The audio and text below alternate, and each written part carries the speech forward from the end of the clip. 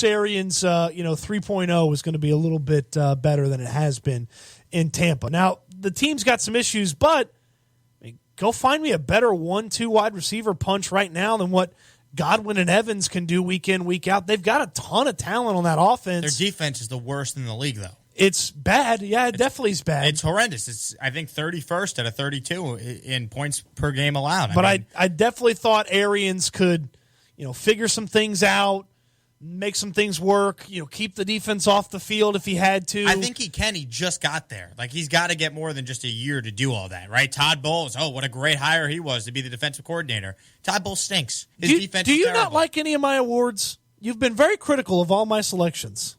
No, your awards are fine. I just think you're being too hard on Arians in this case. I just said it's the most disappointing thing for me. That's it. No. I use this as an opportunity to rip on the Bucs defense, who is being coordinated by a guy that was a horrendous head coach, and I dealt with for 4 years as a fan of the Jets. No issue with your awards. I just think we got to give Arians more time, man. I think he's a good coach. I think he'll figure it out. I thought they'd be better than 2-6, so they disappointed me. That's fair. I mean, they've lost 4 in a row. They can't. But look at the final scores of these games. Winston's playing well. Like, seriously, Jameis Winston's playing pretty well.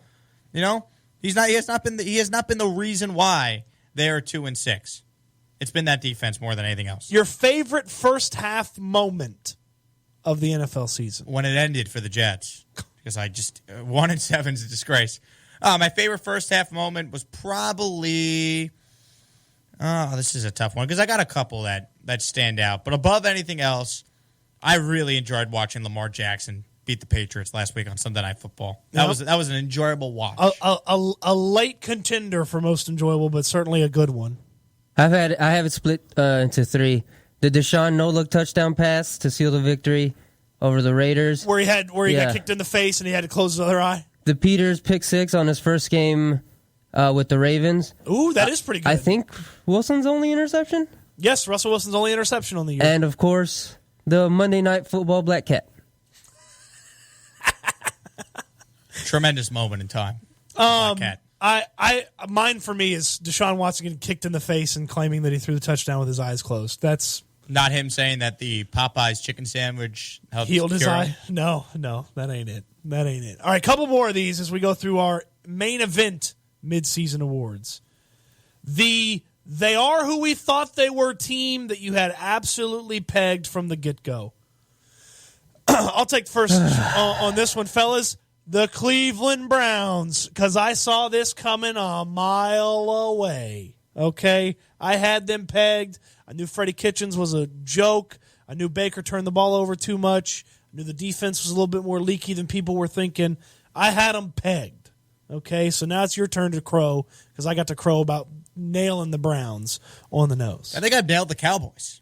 Like, the reason why I didn't think the Cowboys were a Super Bowl contender is because I just think they're not great. They have an average head coach in Jason Garrett, and I think their quarterback is a little above average. Everything I've said about Dak has been true so far in this contract year. Everyone's freaking out when they started 3-0 and they were beating the world beaters like the Eli Manning Giants, the Washington Redskins, and the Miami Dolphins. Remember that? Yep. I think the Cowboys are a good football team. That's what I said they would be, but they're not a Super Bowl team. At 5-3, I think they're good, but I think I've been pretty accurate with until they either improve the coaching around Dak or Dak takes this big leap that we keep talking about him taking, but I still see the same player. I think I've been pretty accurate with my assessment of what the Cowboys would be this year. They're a good team, but I don't think they're a championship-ready team at this point. I guess mine would be the Saints, and the most impressive thing about that is they did that with their quarterback not being there for 5 games. Yeah, if you thought the Saints were going to be good, they impressed you even more than certainly, what you I got New thought. England right. I said that'd be good. I don't know if anyone had that one. I also had the Dolphins being terrible. You just walked in mud and kicked the door open to the midseason awards and didn't wipe your feet by doing that. Very disrespectful. Very disrespectful to the midseason awards. You used our decoration towels to clean up your mud. To make a joke about the And it very wasn't even good. important midseason awards. I think it was a funny joke. No one laughed. Unfortunately, you guys didn't laugh, but I think a lot of our listeners in their car are cackling right now. All right, everybody that laughed, tweet at Jake Asman, and if nobody tweets you, then you'll know it was a bad joke. Okay. Do you want to do this last one, or you want to do it when we come back? Let's finish up the midseason awards when we come back here in the main event on SB Nation Radio. SB Nation AM. Maybe When you you're in help the me out market with for new professional terminology. painting, think Bassiano Painting, a name you can trust. Owner Brian Bassiano has been in business for 16 years. Whether your needs are for commercial or residential, interior, exterior, deck staining, or pressure washing, the name to remember is Bassiano Painting. 330-856-1491 or 330-883-3276. Bassiano Painting is professional, respectful, courteous, and insured. Bassiano Painting, 330-856-1491 or 330-883-3276. Hey Phantoms fans, do you like dollar beers and dollar hot dogs? Then come out to the Cavelli Center for every Saturday home game for Drink in the Rink with the Youngstown Phantoms. We're offering dollar hot dogs until the end of the first intermission and dollar draft beers until the end of the second intermission. That's right, dollar draft beers. Plus, you can head to the Crossbar for some axe throwing all game long. Call 330-747-7825 for tickets or more information. That's 330-747-7825. Throws 110 pitches, his arm is going to fall right off. right on the field, and you're going to have to get a surgeon, and you're going to have to tie it back up again, and that's too much hassle. It's a bloody You got to get situation. an anesthesiologist, because if he goes that one more pitch, there it is. It's just going to lie as like a bloody stump on the ground. SB Nation AM with Tony D. Weekday mornings from 6 to 10 Eastern on SB Nation Radio. The main event. Is there a better matchup of more handsome coaches than when the Rams and Cardinals get together? I don't think so. McVay and Cliff. Well, it depends what you like. Well, I mean, Intelligence is attractive to me, so when Belichick plays anybody, that's what I'm tuning in. So you must have loved the Super Bowl Yes. this past year. Intelligence and attractiveness. You had It's both. The whole thing. Yeah, I mean, but McVay is also intelligent. He's a triple threat. And Bill in his heyday, beautiful man. You know what? Shanahan's better looking than McVay. There, I said it. Someone That's has to right. say it. Shanahan's in that division, too. He's handsome as well. The division of the handsome coaches. And Pete Carroll, I'm sure that ladies and They fellas, love his enthusiasm, you know, well, his energy. You know what? Now they have Josh Gordon. You think Josh Gordon's going to Seattle if his head coach is not handsome? Absolutely not. Of course not. So it all makes sense. NFC West, division of handsome coaches. The main event. Weekday afternoons at 4 Eastern on SB Nation Radio. Introducing AutomotiveMap.com, a brand new website for anyone interested in what's happening in the world of automobiles. From reviews on the latest vehicles to vintage rides to tips on keeping your family safe on the road, AutomotiveMap.com has something for you. If you love cars, trucks, and SUVs and the amazing technology hitting your favorite showroom, check out the brand new AutomotiveMap.com.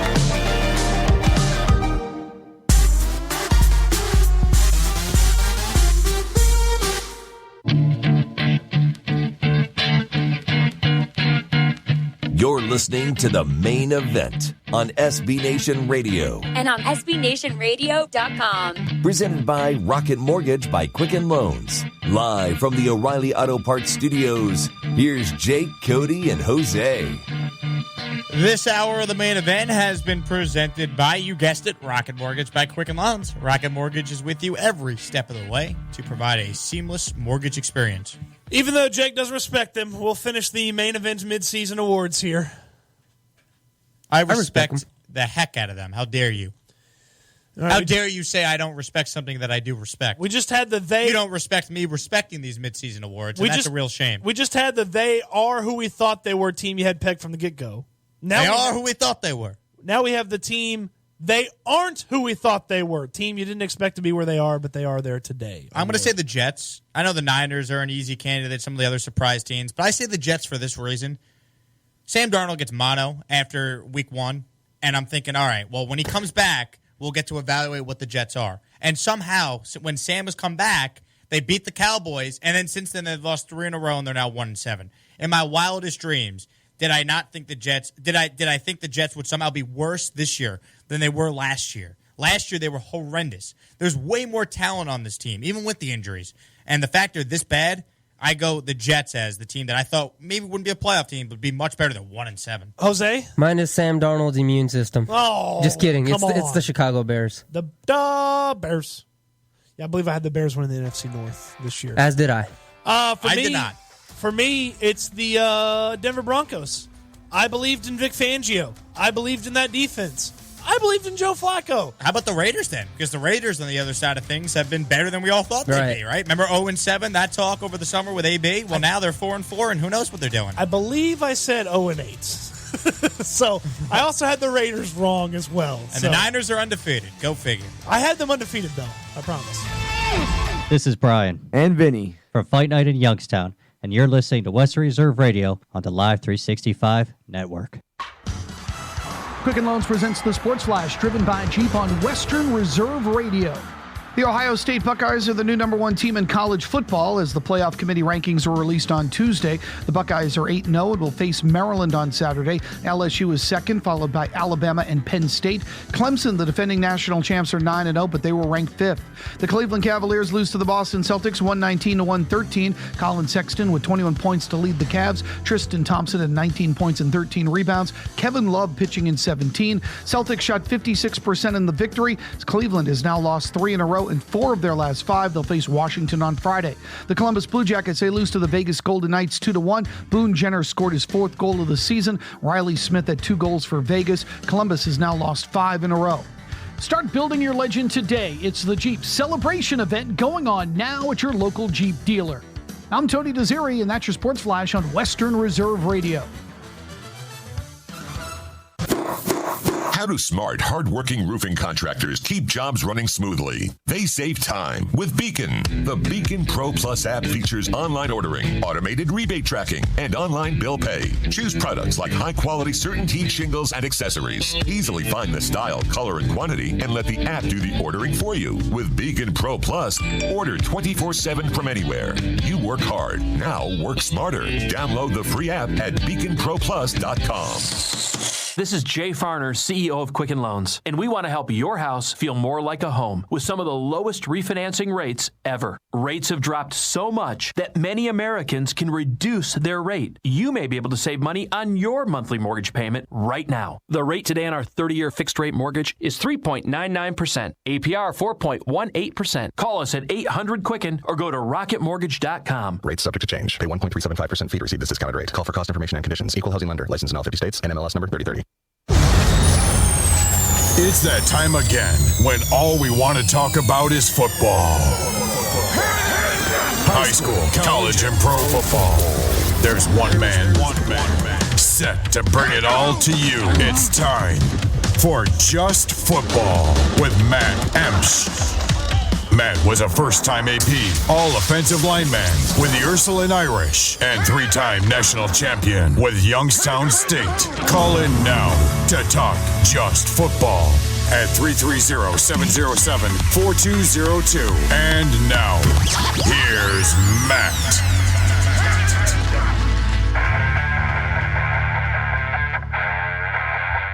And welcome to Just Football. I'm your host, Matt Emsch, here with Jim Craven. We are into the playoffs in high school, everybody. Yeah, I know a lot of you are excited about Ohio State being ranked number 1, but around here in the Youngstown, Warren area, number 1 right now is playoffs. So we've got some games coming your way here on Western Reserve Radio. We have JFK and Brookfield this weekend. So obviously they don't play each other. Brookfield has Mogador, and that is at Mogador. Then we have JFK versus Independence in Independence. So we have 2 away games. It doesn't matter. We have teams in the playoffs. Getting exciting. Yep, 13 teams have qualified, which was a little better than I thought that was going to be coming up in weeks 8 and 9. So congratulations to all the teams that have made it. Well, of course, we'll have the Division 6 game, Brookfield at Mogador, Division 7, JFK at Independence. Hopefully, if we get everything in order. I didn't want to say anything. Yeah, I'm going to say it. I'm going to say it. But I think everything will be fine, and we appreciate it. So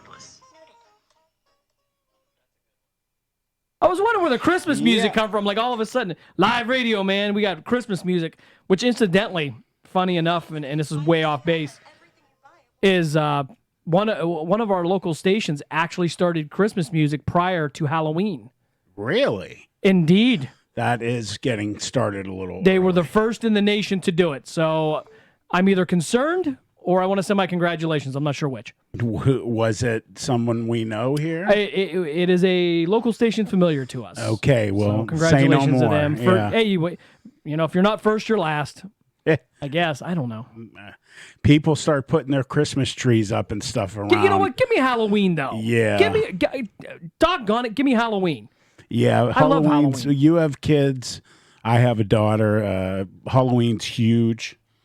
So people get started early. I kind of feel like they want to get it out of the way. They're like, okay, now I don't have to be bothered by it when it comes. No. I mean, I've seen, when I was walking through stores, boxes of Christmas items they're put in stock sitting out. I'm like, are you kidding me?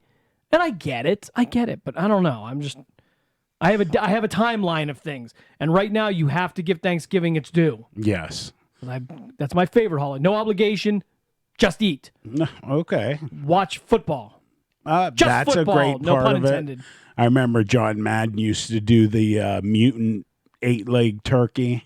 Do you remember that? Oh. I didn't remember the mutant 8-leg turkey. Yeah, but they sewed on turkey legs to a big giant turkey. He gave them out to the whole thing to the Dallas offensive line when they were winning Super Bowls. And well, hopefully it wasn't. He didn't drop them out of helicopters. I don't know if you remember that from WKRP in Cincinnati. I do remember that. Yes, and they were going through like windows of cars. By God, I thought turkeys could fly. That is going back there. A lot of younger viewers definitely or listeners would not know what that means. Yeah, you missed out. Better time.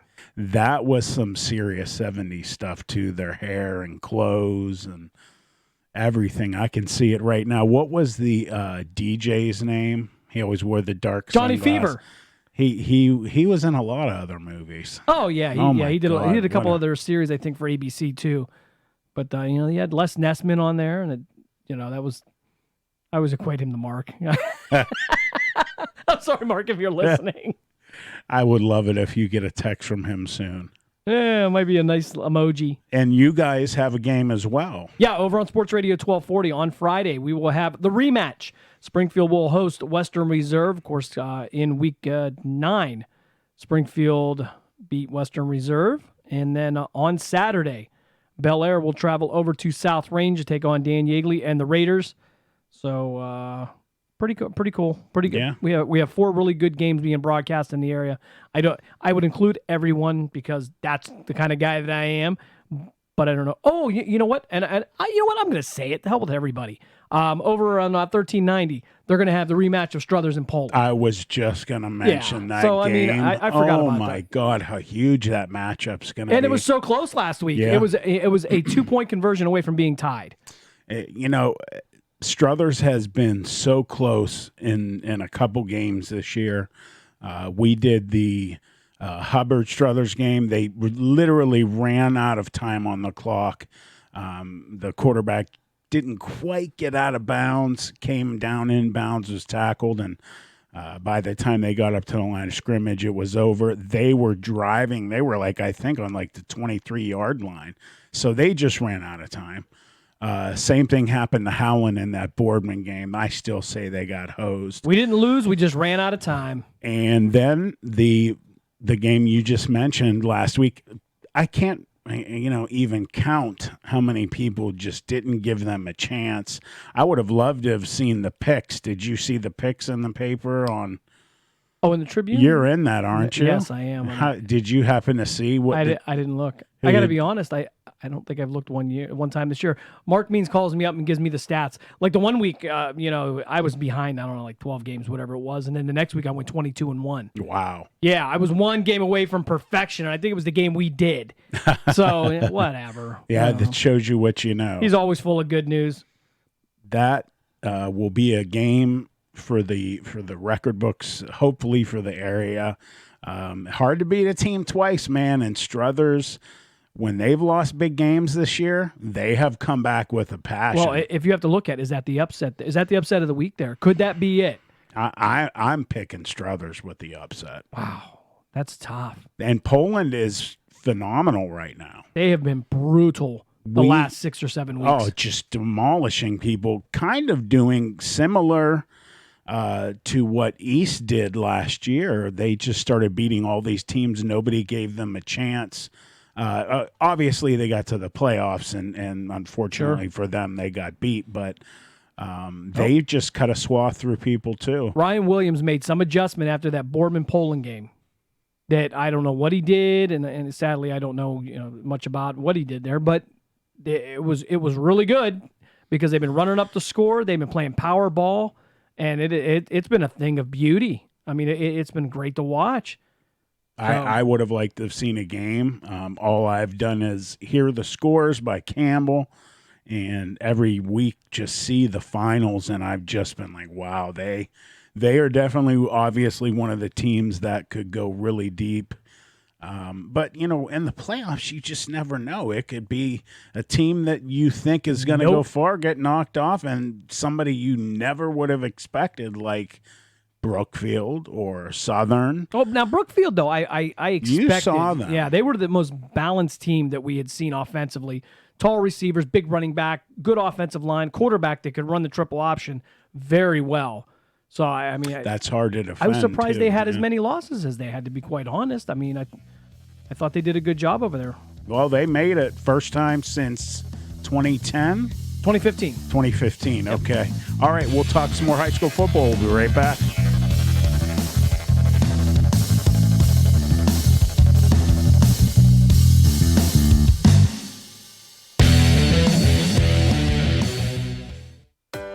For all of your residential and commercial lawn care needs, including fertilizing, landscaping, and more, call Rob at Talego Lawn Care Services. And when the leaves begin to fall, call Talego Lawn Services for professional leaf removal. And of course, when the snow flies, call Talego Lawn Services for expert residential and commercial snow removal and salting. Call 330-718-4725 and speak with Rob at Talego Lawn Care Services, your all-around lawn care and property maintenance expert. When you're in the market for professional painting, think Bassiano Painting, a name you can trust. Owner Brian Bassiano has been in business for 16 years. Whether your needs are for commercial or residential, interior, exterior, deck staining, or pressure washing, the name to remember is Bassiano Painting. 330-856-1491 or 330-883-3276. Bassiano Painting is professional, respectful, courteous, and insured. Bassiano Painting, 330-856-1491 or 330-883-3276. You're listening to Western Reserve Radio, the radio home of the Youngstown Phantoms, part of the Live 365 Network and SB Nation. And now, back to Just Football with Matt Emsch on Western Reserve Radio.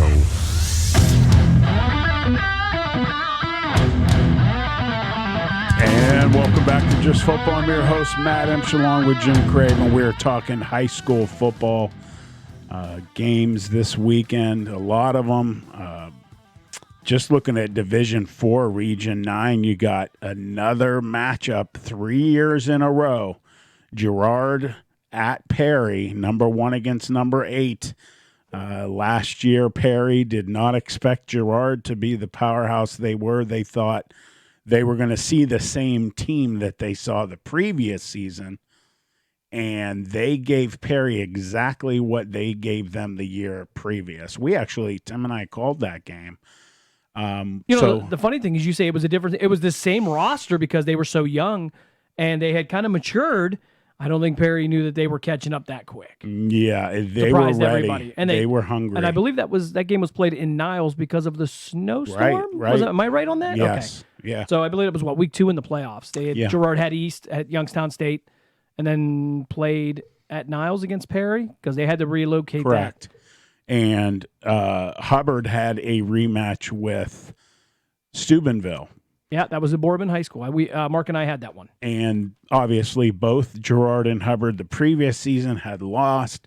Last year they had a rematch. And what was funny is one of my buddies who coaches at Girard told me that there was a CD that they had made, and they even sent it to Hubbard just to give them a little love too. It was of different clips of videos of news, sports interviews out in the Steubenville and Peoria area practice and after their last game, and they were saying they were already couldn't wait to see each other again. Yeah, well, they got their wish. Yeah. We have Mark Means on the line. Hey, Mark. I heard you guys talking high school football, so I figured I'd chime in. Absolutely. Welcome. And there's probably no guy on the planet other than Mark Means that knows as much about high school football in this area, let me tell you. Yeah, I may know one or two things. Yeah, I've been to a game or two. So what's the topic, guys? What team are we talking about? Well, I was just talking real quick about the Perry-Girard game being the third year in a row these guys see each other. I was just telling Jim last year, Girard made up a CD that had a bunch of media video of the Perry and Steubenville players talking about how exciting it would be a week from that game when they had a rematch with Steubenville and Perry. Well, the other teams had something to say about that. That did not work out for anybody. So here we are 3 years in a row, Girard and Perry. Yeah, those two teams know each other really well. I mean, it was one of those where, of course, I know Girard and Hubbard spoiled the party for them last year to not be able to play that game. And you can't call it a rivalry when you meet in the playoffs, but it's definitely two teams that are very familiar with each other. I don't know. I feel like we got a pretty good rivalry with Marshall back in the day. That was just playoffs too. That was more hatred. Yeah, that was big time. That was more hatred than rivalry. But these are that was actually the word I was going to use. That almost bordered on hatred between those two teams. Absolutely. But it made for good matchup. So does Girard Perry. They're going to get to do it again up in Perry, in that beautiful facility, by the way, right next to the nuclear. The place where Jim has played. No, actually, I've not played there. We did a lot of games from there, but I did not get to play there. So, unfortunately, because that's a beautiful facility. If you've been in the school, it's immaculate. The floors shine. Yes. I mean, you can, there's nothing but mirrors up there. But it is gorgeous. You got the nuclear Perry nuclear power plant up there in too, the background. Yeah, they paid for the high school. Actually. Well, I would imagine so. The 255-pound pumpkins didn't give that away. A little scary. But Mark and I are going to have Springfield Western Reserve rematch. We got to see them in Week 9.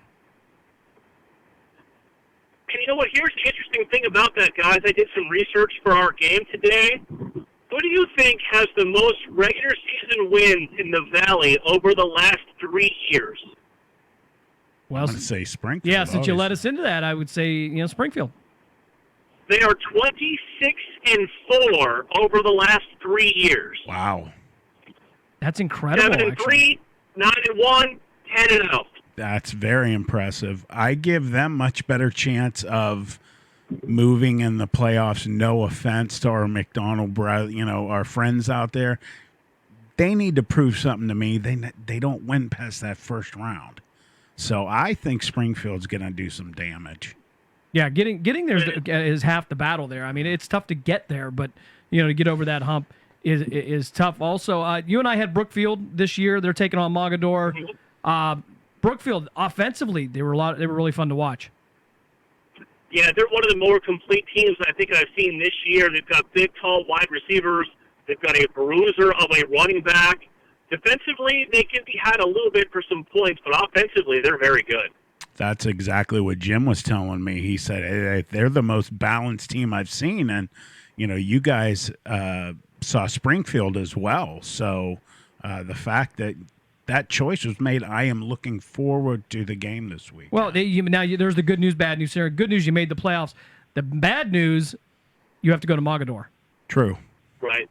And I think, Mark, tell us about Mogador because perennial powerhouse, their name's always in the mix somewhere. Right. When you talk about Mogador, I mean, you're talking about, they were in that regional final last year only to lose in a very close game.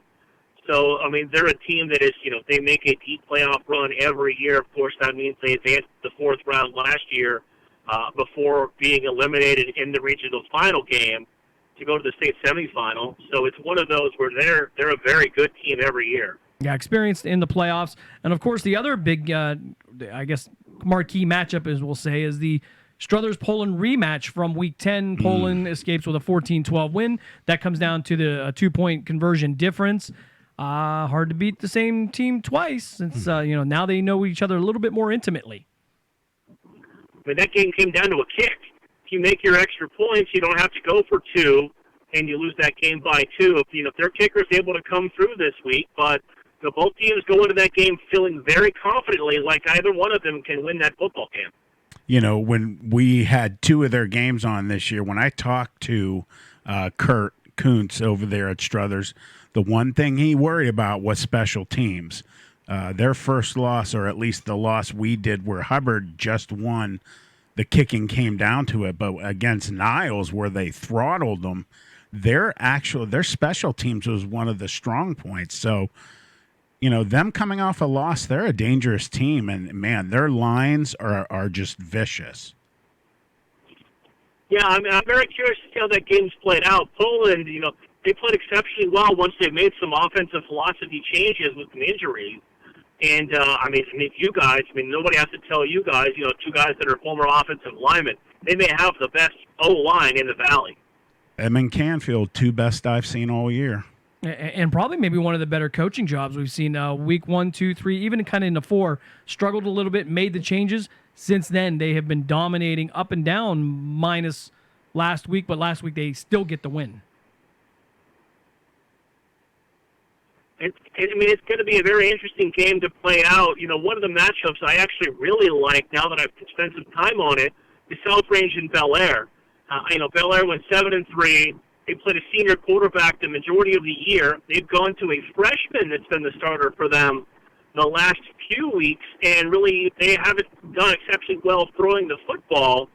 And after talking to Coach Yakeley, if that game would have been flipped, that game would have been at Bel Air, they do not have lights there for the Big Reds, so that would have had to have been a C8 game for the playoffs. Yeah, that's a big matchup there. Bel Air, not very familiar with them, but South Range, we know year after year, they seem to turn out good players. We saw some of the young players. I believe his name is Dominic Dominguez, is that, if I'm not mistaken on the name there. He's a sophomore, a phenomenal defensive back, played against the number 1 receiver from Girard, and seemed to do a very good job. So they continue to bring up those young players as freshmen and sophomore, and they compete in the playoffs every year. I love what Dominguez has moved into the starting lineup now since we saw him against Girard, Jim, and just finished under 1,000 yards rushing. That's impressive, and they always have that one back. Yeah, I was just going to say the same we thing. talk about Joe Alessi, who's now at Youngstown State, and then they all seem interchangeable. All good athletes in the backfield that can kind of do a little bit of everything. Coach Egley does such an amazing job over there. They're such a proud program. You look at how they've played up in a difficult situation this year against some of the teams in their conference and playing, bigger schools and coming out with wins. So I'm thoroughly impressed. Division 5 needs to watch out for South Range. Well, and Mark and I had the game with Girard and South Range. South Range hands Girard their first regular season loss in forever. So that was a big game for them, and I don't know, maybe sensed a little bit of momentum from that. It's going to be an interesting matchup. I really do like South Range in this game, guys. I'm going to let you take over, and best of luck in your games this weekend that you guys have over there as well. It should be a lot of fun. Same to you, Mark. Thanks for calling in. You got it, guys. Yeah, my partner Mark Means from Sports Radio 1240, and looking forward to a big week with the Springfield Western Reserve rematch. So, Coach Andy Hake from Western Reserve, another character over there. I love him. Coach Guerrero at South Range, great guy. Andy Hake coaches like it's at Springfield. You mean he coaches every play like it's 4th and 1, and we're going for it. He is wired, and he was fired up that night. Obviously, they went 10-0. I would have loved to have played for I was an Ursuline guy, but man, under him, I could see being a Blue Devil. I mean, what kind of just personality and positiveness. And we saw, Tim and I called the McDonald Western Reserve game 2 years ago. It was the final game of the regular season, and it came down to no time on the clock. Reserve had to, they led the whole game. McDonald finally punches it in at the very end of the game and gets a 2-point conversion. Reserve runs the kickoff back and wins with no time. You want to talk about shift of just like momentum and the feel. That's one you of those could games, feel the air go out of the If you left that McDonald's. game early, you'd be kicking yourself in the butt. Oh, it was an incredible game, one of the most exciting we've ever done. So that's going to be a great matchup. Well, and there's some more matchups when we come back. We'll touch on those two. No Division I teams in the area for us. One Division II team. Yes. Division III cleaned out for the area, and the rest, though, good representation. 4, 5, 6, 7. We're all going to have somebody in there, and try to hopefully everybody will have a little coverage. We can bring everybody something because most of the teams are on the road. Yeah. But we'll give you as much love as we can. We'll be right back, everybody.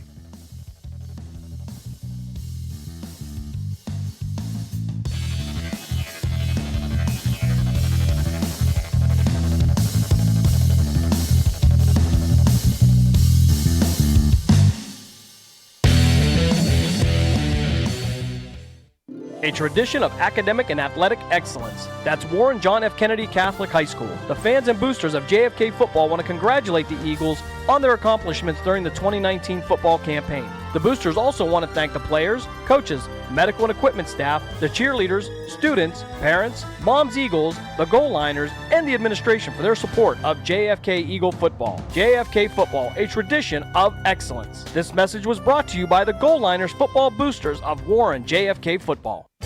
Located in Applewood Estates in Boardman Township, the Applewood Swim and Tennis Club offers a pleasant family environment. Choose a membership that meets your needs and enjoy a relaxing venue that includes not only swimming for the family, but also youth activities such as competitive swimming, tennis, and more. Enjoy the friendly atmosphere all summer long with the staff and members of the Applewood Swim and Tennis Club. For more information, go to applewoodswimandtennis.com or call 330-953-2833. Life is often unpredictable, so protect your home, car, business, and so much more by contacting Carrie Ratliff and State Farm Insurance. Call Carrie for a free quote at 330-757-0707 or stop by the office at 59 West McKinley Way in Town One Plaza in the heart of Poland. Let Carrie and her staff help you manage the risk of everyday life, recover from the unexpected, and protect your dreams. Carrie Ratliff State Farm Insurance is a proud sponsor of Mahoning Valley High School football on WRQX AM 600 and Western Reserve Radio. You're listening to Western Reserve Radio on westernreserveradio.com.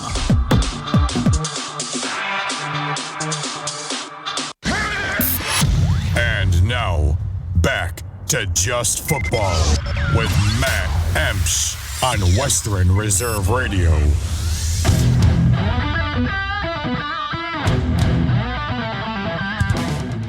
And welcome back to Just Football. I'm your host, Matt Emsch, along with Jim Craven. Just had Mark Means call in, talking some high school football.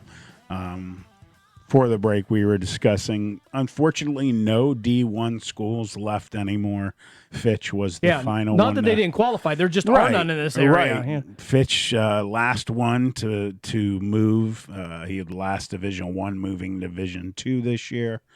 So we have three. You got Harding, Boardman, and Fitch. Harding is in the playoffs.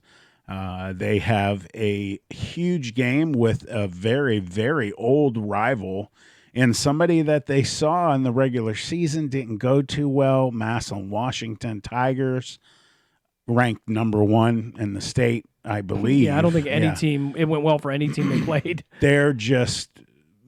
Could it be that year that now they can finally say, yes, we do have a state championship? There's anybody that isn't aware, there's a lot of people out there that say that the Tigers don't have any state championships because all of the state championships they claim under their school banners and trophies and whatnot were all before the playoffs.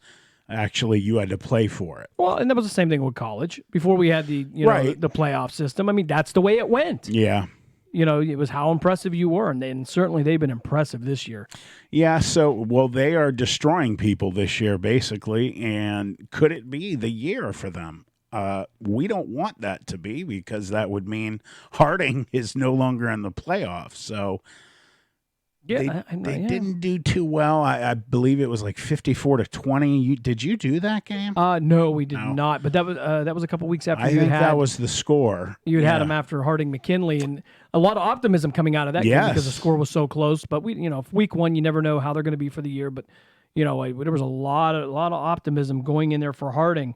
But Harding, and we've said this week in and week out, they play a Tier 1 schedule. Oh, my God. There's no question. They're battle tested. Who knows what can happen in week one? I'm not going to take anything away from Coach Arnold. I think Steve Arnold does a great job over there. I think they respect him a lot, and you can see it by the way they perform. I mean, it hasn't been perfect this year, but they have toughed it out in a lot of situations. Well, looking at their schedule, just real quick, a loss to open up the season, like Jim just said. We had it here on Western Reserve Radio. They lost 32-27, and they had it at the end of the fourth quarter. If it wasn't for a tip pass and an interception by Canton McKinley, they would have had a gigantic win with a very young team. And one of the worries of Coach Arnold preseason was the youth of his offensive and defensive lines. They're undersized. Usually you think of Harding. They do have a decent size line with the size of the school. Yes, they do. But he said that was an area he was a little worried about. They won with 56-0 win over Rhodes. And then they played Massillon, who they play this weekend. Obviously has nothing to do with this game. It's a completely different game, two different teams. Harding is going to be hungry to prove themselves. Unfortunately, Massillon beat them 49-7 in week 3.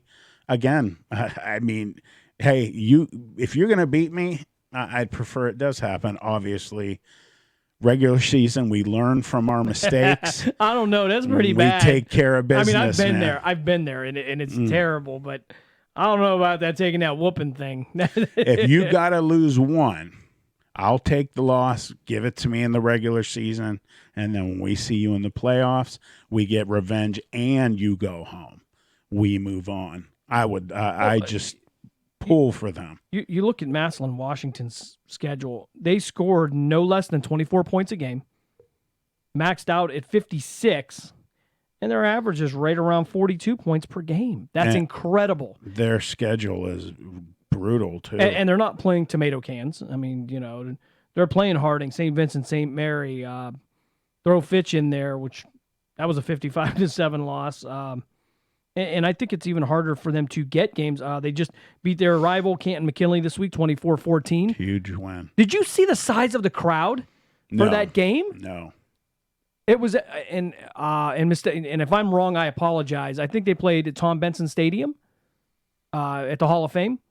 And the visiting side was sold out. That's incredible. So glad to see they're coming out supporting high school football in there. That shows you how much that game means for those two programs. So a lot of fun there. But the better you get, the harder it is for you to schedule games. People just don't want to mess with you. On November 2nd, there was an article in Max Preps saying the crowd at Saturday's non-league contest between Washington and host McKinley Bulldogs observed a 24-14 win and an epic crowd. What does epic crowd mean? Large, They big, said, yeah. But they said that the visiting side was sold out. That's not quite an NFL size stadium. Benson? No, but I think still, it holds. Well, I mean, hold on. We've got to be. I thought it was at least 50,000. Well, a lot of people attracted to that game. I mean, that's absolutely incredible. Love to see the support for high school football coming out there. Shows you again two big programs, and Massillon, Washington. They're going to be the favorite going into Division I. Of course, it's going to get harder as they go, Division II, but it's going to be harder as they go on. But they certainly have all the tools right now to pull this off. I mean, that is certainly one you want to watch if you like the big schools. Oh, absolutely. Capacity much less than that, 23,000, but still, I mean, that's if you take, let's say half of that. You're still at 11,000 and some change. If it's even on both sides, I don't know what situation. And that it's a big, have you guys seen it yet? Have you called Have a game there? not been to Tom Benson my Stadium. God. Have been to the Hall of Fame numerous times. Was at the old stadium before they remodeled Fawcett, it. yeah. Yeah, that's right. It's incredible. Haven't had the privilege there as yet. And if you're local, I guess your Alliance also is taking on Archbishop Hoban. There's the good news, bad news scenario. Yeah, we saw them too. Yeah, Very Alliance 7-3 this year. They had some close games. Archbishop Hoban had some blowouts. They had a lot of blowouts. They lost a close game to St. Ignatius, who, when you look at Ignatius, they almost made the playoffs. And I think they only had 4 or 5 wins for the year. Their schedule is absolutely incredible. We did the Rockledge game where they just dominated the number 3 team from Florida. There's Ohio football for you. Send you yeah, back to they Florida. talked a lot of mess, boy. I guess, because we've talked about it before, social media, what it does. And you try and cap it on your players and whatnot, but they don't have any rules, I don't think, down there at Rockledge, because they were saying they were going to run all over these Ohio boys and their speed was too fast. Ignatius opened the door, man. They pulled them behind the woodshed, and they try to compare it to the Big Ten versus SEC type thing. Big Ten, mostly northern teams, big, strong. SEC built like a Ferrari. Right. Surprise. Some Big Ten teams, a la Ohio State, is starting to look like an SEC But built team. in the image of Urban Meyer Yes. coming from Florida. Big old boys, athletic linemen. They're looking good right now. Come on, guys. Keep going, Buckeyes. We'll get to them. Alliance has had an excellent season. Not a lot of big wins, not blowing people out, but they are That's scrappy. why you gotta say God bless you this weekend against Hoban. I don't know if you can say that against Archbishop Hoban. Can you say that? I don't know if it's going to help. Yeah, I don't know. You got to think they're going to be playing mighty hard, and you never know if Alliance pulls out a big win against who everybody think is the favorite to win a 5-time in a row state championship. If they would beat Hoban, that would be a huge upset. Oh my God! Can it be done? Gigantic. Absolutely. Yes. You're in the playoffs. You're there for a reason. It could happen. So that's we bounce up to Division 4 here, infested. Yeah. With local teams. That Division 4 is the Valley's division this year, as Poland, Salem, Hubbard, Struthers, and Girard all make the Division 4 playoffs. Everybody on the road except for Poland, as they will host Struthers. So I don't even know if this is going to. I'm not even going to count this as a road game for Struthers. No. You're coming up 6-16 to 170. That's it, man. It literally, you could be there in less than 10 minutes in a really slow school bus. Where was the last game Last week was in Poland. Okay. Well, they know where they're going to play. Oh yeah, but you know what? You're in Poland. You're 5 minutes away from home. You're bringing your crowd. I mean, I'm told today. I was talking to some people down at the Struthers, and they said, "Well, they're selling tickets online. Those tickets may be gone before the game." It's going to be packed. That is the game of the week. I mean, that game's just yeah. huge. I think that Poland, if I'm not mistaken, can hold 6,000 sitting side by side. That place is going to be packed, and it's going to be a good matchup. A great matchup. I wish we were calling that one. But we got great games. There's going to be kids from other schools at that. I love the turnout for the playoffs. That's awesome. My most favoriteest game ever. That's my good English. Went down to Janata Hutton, or depending on how you want to pronounce it, and had them in Salem for the very first game that I had done for Cumulus. So AJ Brzozowski and I went down there. It was a small school, but it was packed. It was enormously packed. I mean, you couldn't come out of the press box and get down the steps, and it was such a great environment. What school was this? It's Indian Creek. I've heard of. Never Janata been Hutton. there though. You had said it was nice.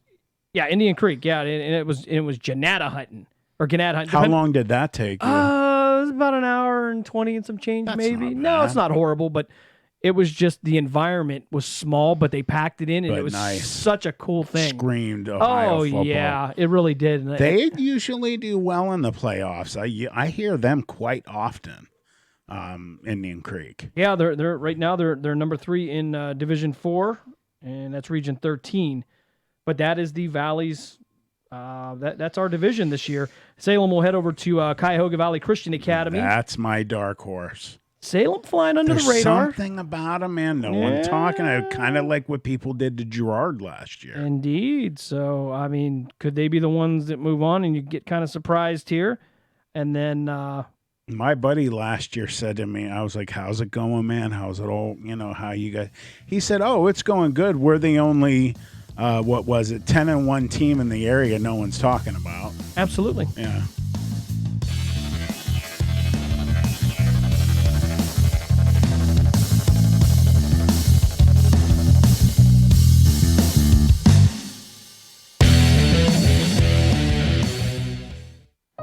Come visit us at Handles of Niles, just west of the Eastwood Mall at 5140 Youngstown, Warren Road. Be sure to check out all of our special monthly flavors and updates on our Facebook page. Call ahead and we'll be happy to have your order packed and ready to go for pickup. Call us at 330-505-0865. Don't forget we're open 11 a.m. to 9 p.m. all year round. Handles of Niles is a proud sponsor of Mahoning Valley High School football on Western Reserve Radio. For all of your residential and commercial lawn care needs, including fertilizing, landscaping, and more, call Rob at Talego Lawn Care Services. And when the leaves begin to fall, call Talego Lawn Services for professional leaf removal. And of course, when the snow flies, call Talego Lawn Services for expert residential and commercial snow removal and salting. Call 330-718-4725 and speak with Rob at Talego Lawn Care Services, your all-around lawn care and property maintenance expert. This is Matt Lipsack, the voice of the Youngstown Phantoms, and your home for Phantoms hockey is Western Reserve Radio. And now, back to Just Football with Matt Emsch on Western Reserve Radio.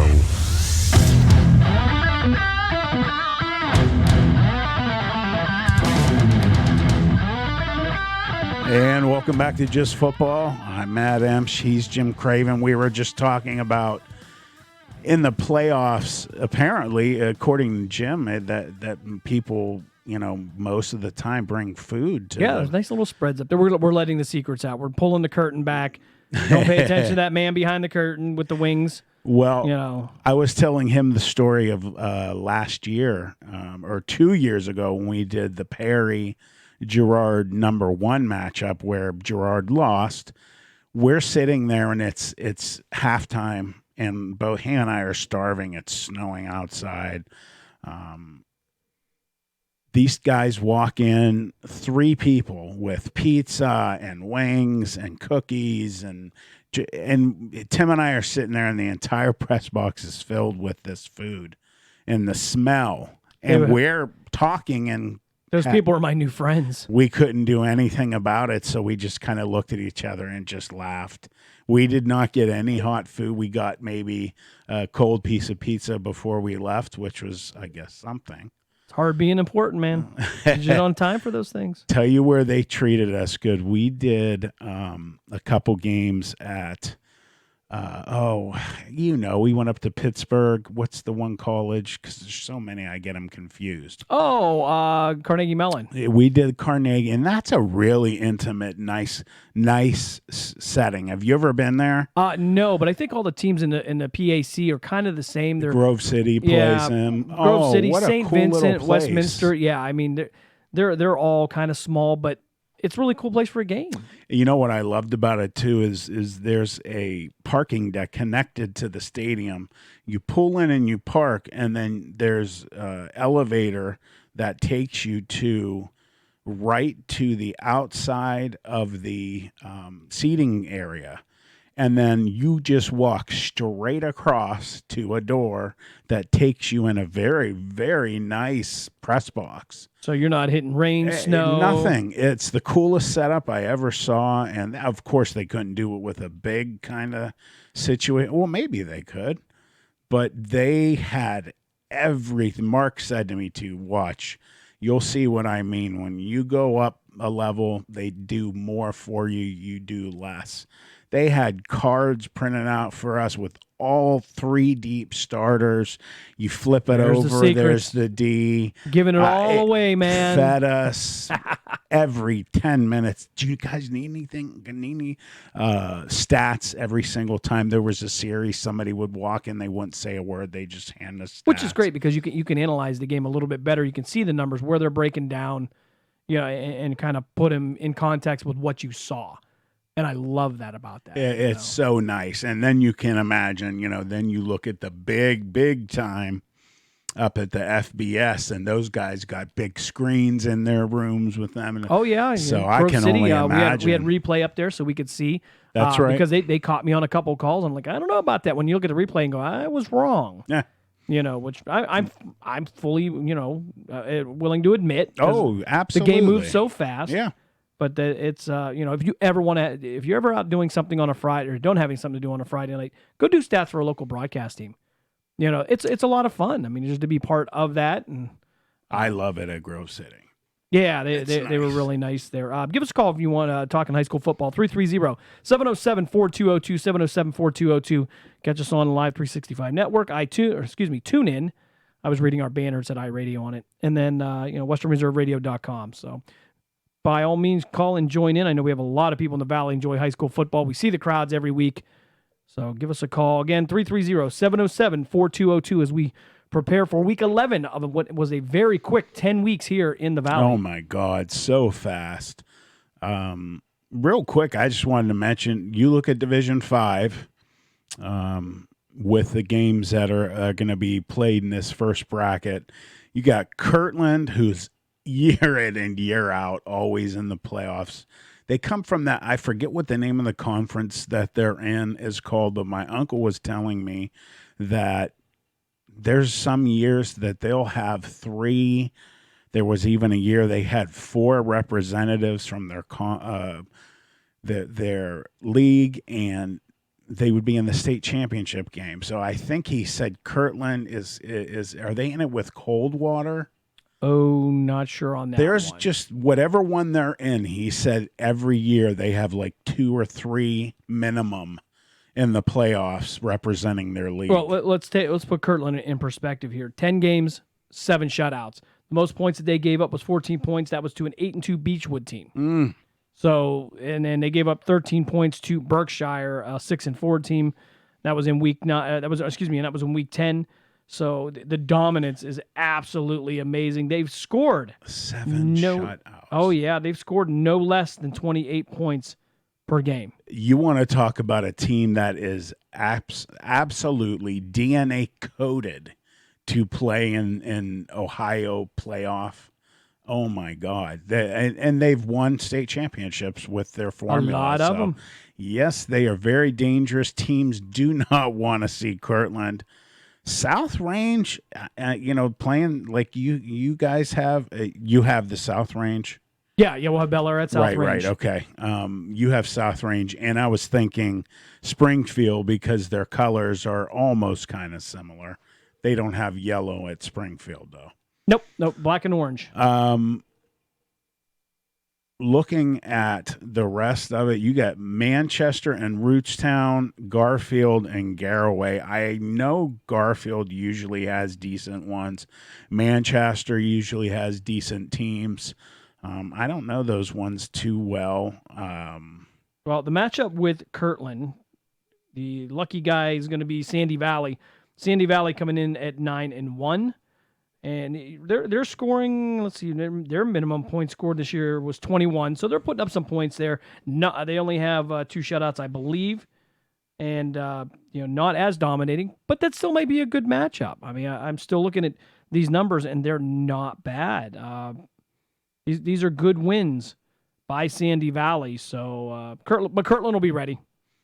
Kirtland will be ready. I don't know why I said South Range and Springfield's colors match. No, there's a maroon and yellow. I completely was thinking it was the CT again. I was thinking of one. I could see South Range, but Springfield got garbled.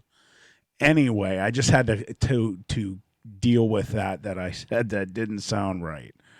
South Range is built, in my opinion, if they play a perfect game. You've seen them already. Kirtland could, take a loss by them, definitely. Yeah, they come in at 7-3. Their losses to Springfield in overtime. Springfield, of course, number one in their region in Division 6. And then the other overtime game was against Niles McKinley. That was a loss in overtime. I think surprised everybody. Niles went back and forth after week 4. We weren't sure what we were going to get out of them seeing them. So yeah. They played very well that night, hung with them. Niles actually behind in that game, coming back to win it. But a couple of games they should have won, Jefferson area. And then they also beat Struthers, another playoff team, Struthers and Hubbard. Yeah, I was surprised with the way that Struthers had been playing at that point that South Range beat, and they beat them pretty handily, didn't they?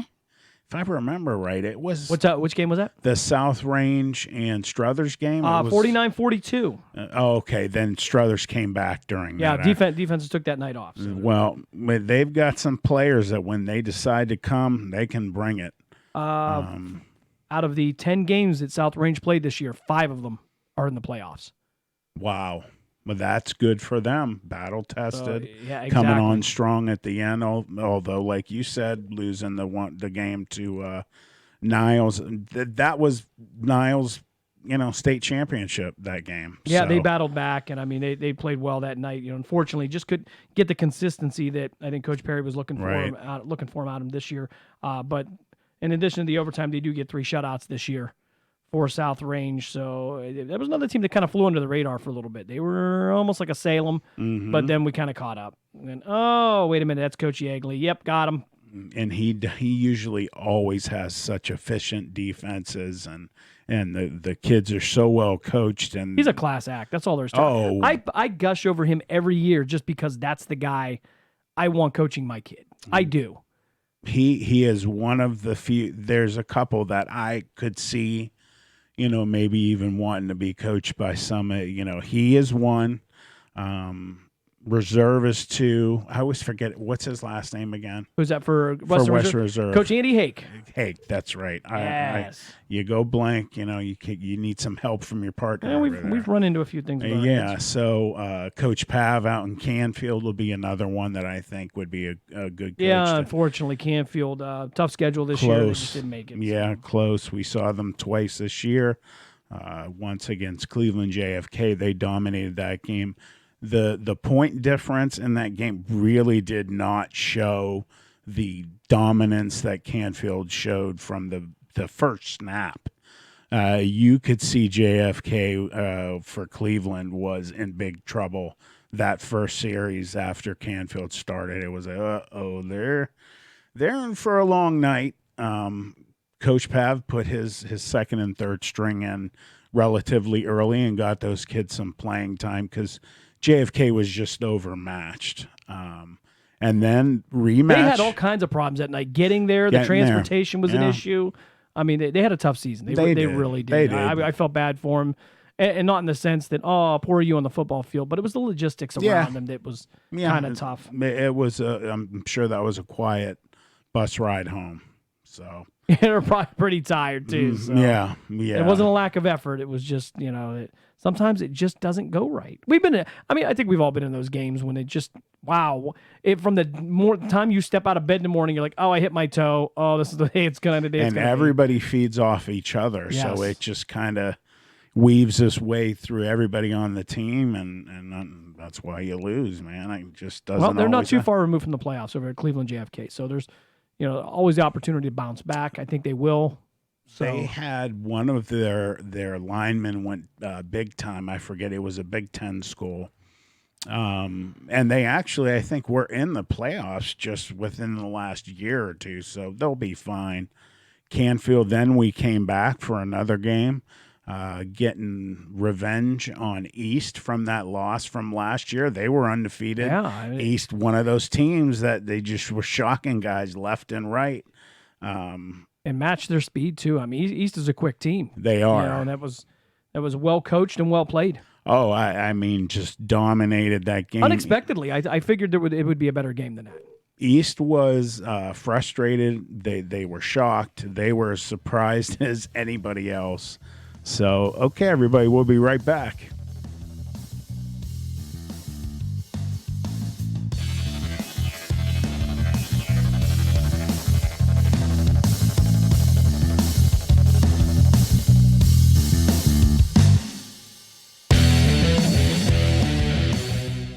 Life is often unpredictable, so protect your home, car, business, and so much more by contacting Carrie Ratliff and State Farm Insurance. Call Carrie for a free quote at 330-757-0707 or stop by the office at 59 West McKinley Way in Town One Plaza in the heart of Poland. Let Carrie and her staff help you manage the risk of everyday life, recover from the unexpected, and protect your dreams. Carrie Ratliff State Farm Insurance is a proud sponsor of Mahoning Valley High School football on WRQX AM 600 and Western Reserve Radio.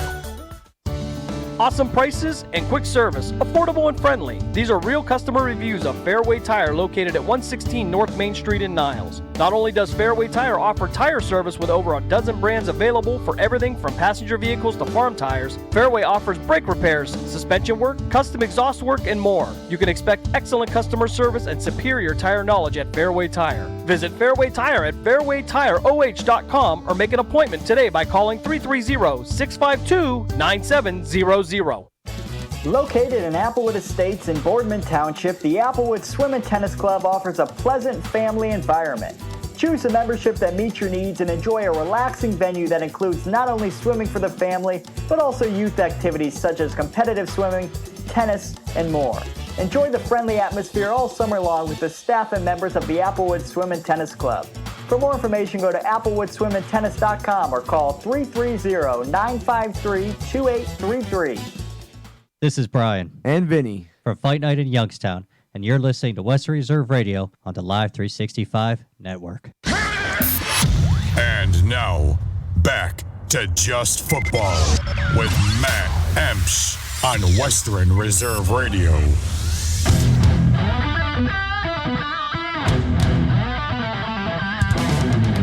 And welcome back to Just Football. I'm your host, Matt Emsch, along with Jim Craven. Big weekend in Ohio high school football.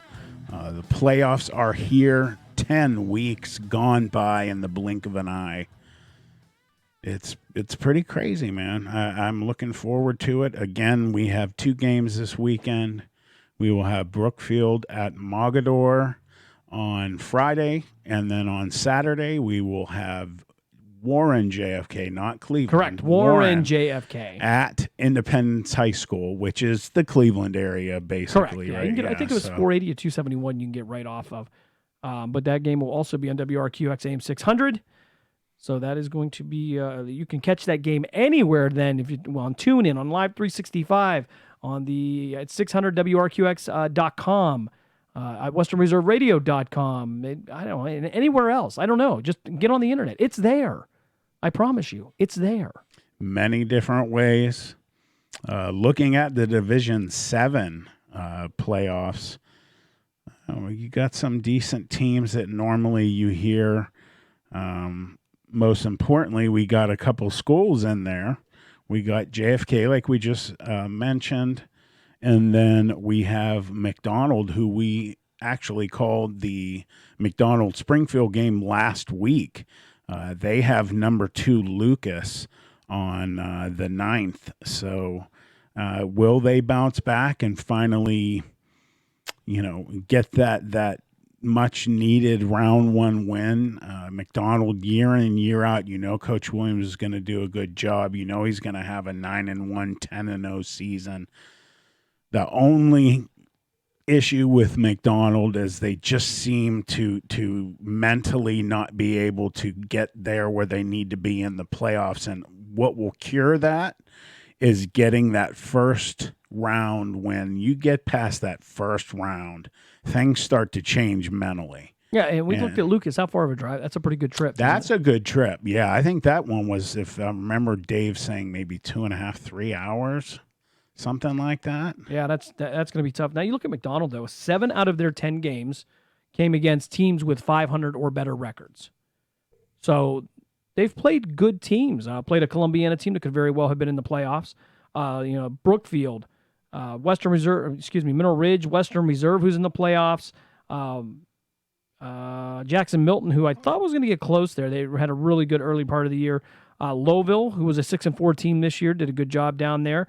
And Springfield, which was not easy. And you had that game. That was actually not bad. 38-21. That was closer than a lot of people thought. Springfield quickly jumped out on the Blue Devils.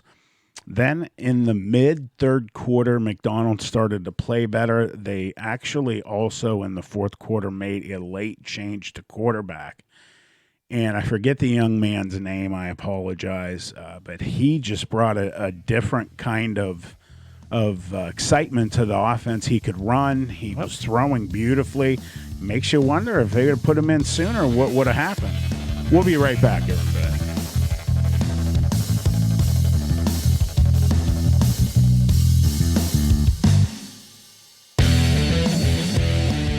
You're listening to WKKX-DB, Western Reserve Radio, the radio home of the Youngstown Phantoms, part of the Live 365 Network and SB Nation.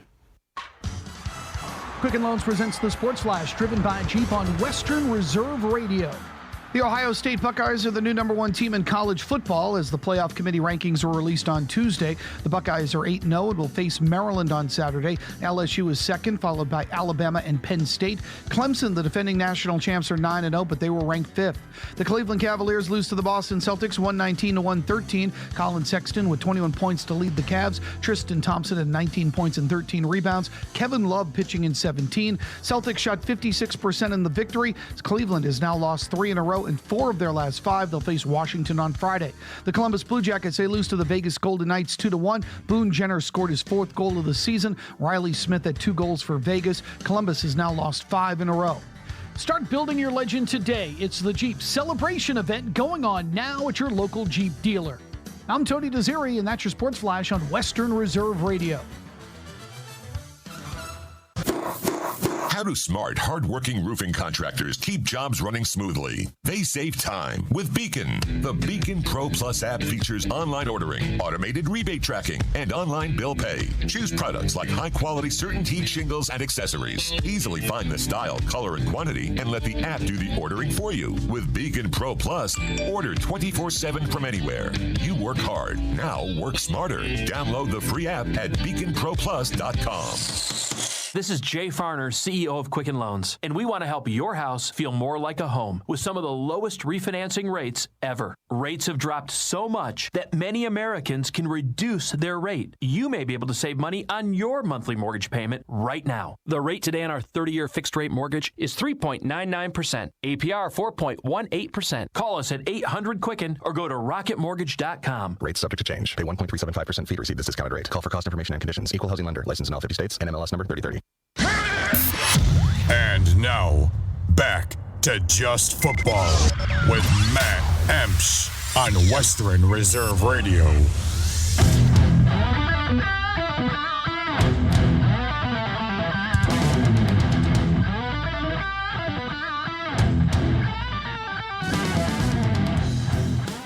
And welcome back to Just Football. I'm your host, Matt Emps, along with Jim Craven. Just talking high school football. What else around here, around the water cooler? Do they still have water coolers? Yes. I mean, yes, they do. I don't know. We have conversation because everybody's got bottled water now. What the hell? So I like the Fiji. Actually. Yeah, first the internet, then the water coolers go. That's it. We got nothing to talk about. As an old, I'm old compared to a lot of our younger listeners. So well, hopefully we have a lot of younger listeners. Yeah, hopefully. So you say, that phrase, they're like, what's he talking about? Just sports talk, guys in the morning talking sports.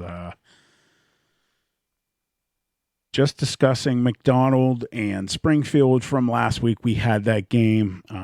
Started out all Springfield. McDonald had something to say about it. They started playing extremely well at the end of that 3/4 of the fourth quarter or second half. I'm sorry, played extremely well and pretty much dominated in the fourth quarter. Actually, change at quarterback. I can't remember the kid's name. He just could run. He was throwing extremely well. It really gave that shot of energy to the boys, and they seem to respond. They just ran out of time. So they got their next shot. They're back in the playoffs, another year at McDonald, and they have the opportunity to really, make some noise if they could play perfect football. And, that's the kind of team you got to watch out for, too, that has some losses because they've been through it. They know what it takes. Yeah, and they've corrected their mistakes. When you were talking off the air, they've had 6 teams they've played this year with 500 or better schedules,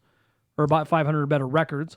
So they've had the opportunity to play some tough teams, including a 10-0 Springfield.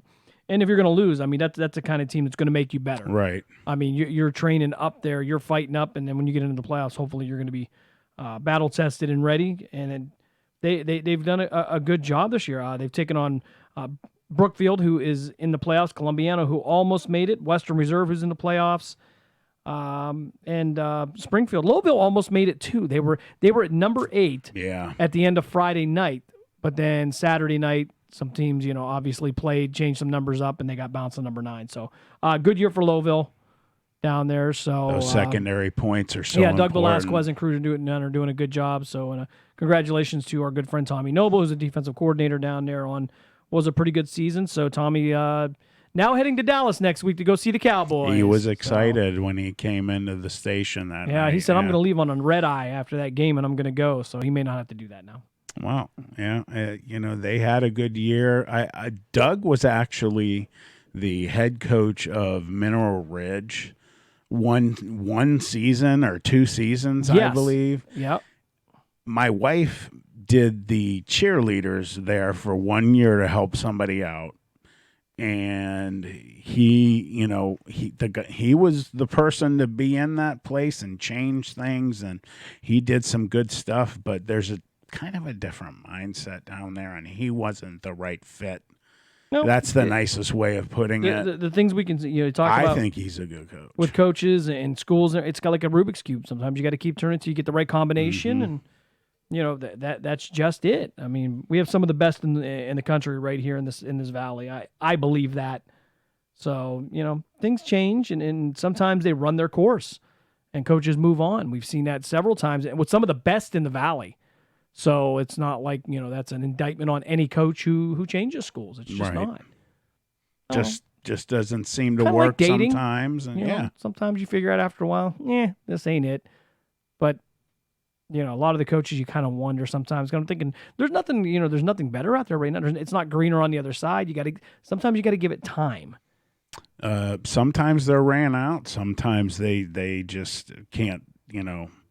They don't want to deal with most people don't know what players and coaches go through to make things happen when everyone goes to the games. And isn't it amazing the chaos that goes, and you're like, this is fun.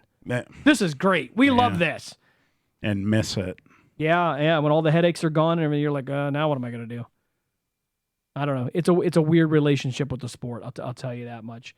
But you said Coach Clark will be joining us from the Brookfield Warriors later on in the show, and we'll talk about some of those players. And one I really, and I don't like to really call out players individually, but one that I really enjoyed watching was Tyler Briggs, running back, 5'10", 250. Oh, I can't wait. And he could probably play any position on that field. Maybe not quarterback. The rest, though, he can be a blocking back, a running back, an offensive lineman, a center. He can do anything he wants, but he was entertaining to watch.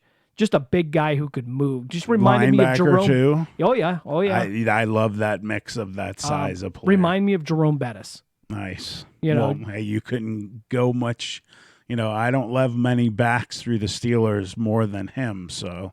great wheels on this young man. So. You said he was fast, too. Yes, got some speed on him for a big guy. They ran an option a couple times, and I'm not trying to give away the scouting report to anybody over here, but they did run the option a few times, and I'm thinking, the quarterback's going to keep this. No, he pitched it, and big man ran around that corner. You get that and you're like, speed wow. up with that size, too. It was... and he's 5'8", you said? 5'10". So you got a low center of gravity, and you're heavy. Yeah, he'll put somebody down. All I can say is you better be tackling with good technique, or he may take your head off. So that's he's a big physical player, but again, he can kind of do it all.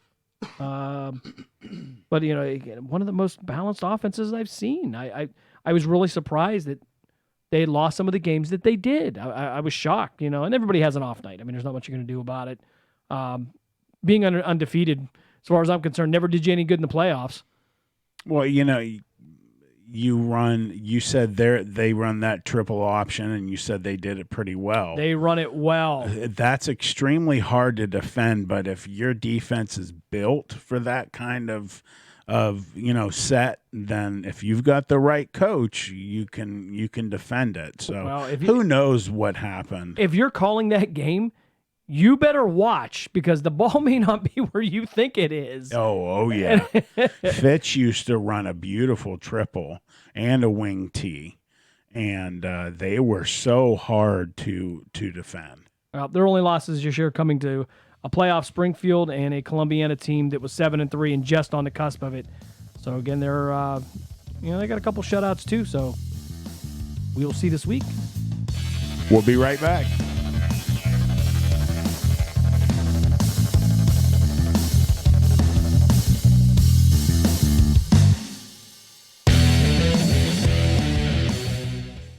When you're in the market for professional painting, think Bassiano Painting, a name you can trust. Owner Brian Bassiano has been in business for 16 years.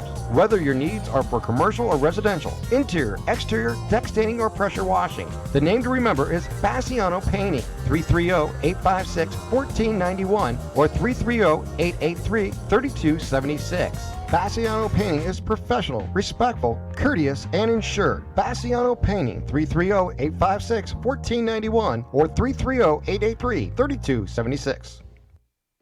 Select Sportswear, located at 627 North Main Street in Niles, specializes in screen printing, embroidery, and promotional items at a competitive price. Select Sportswear customers enjoy friendly service, creative insight, and open communication from start to finish. With over 100 years of combined experience, the Select Sportswear team knows what works for you. When other printers disappoint, Select Sportswear delivers. For more information, go to selectsportswear.com or call 330-544-8048.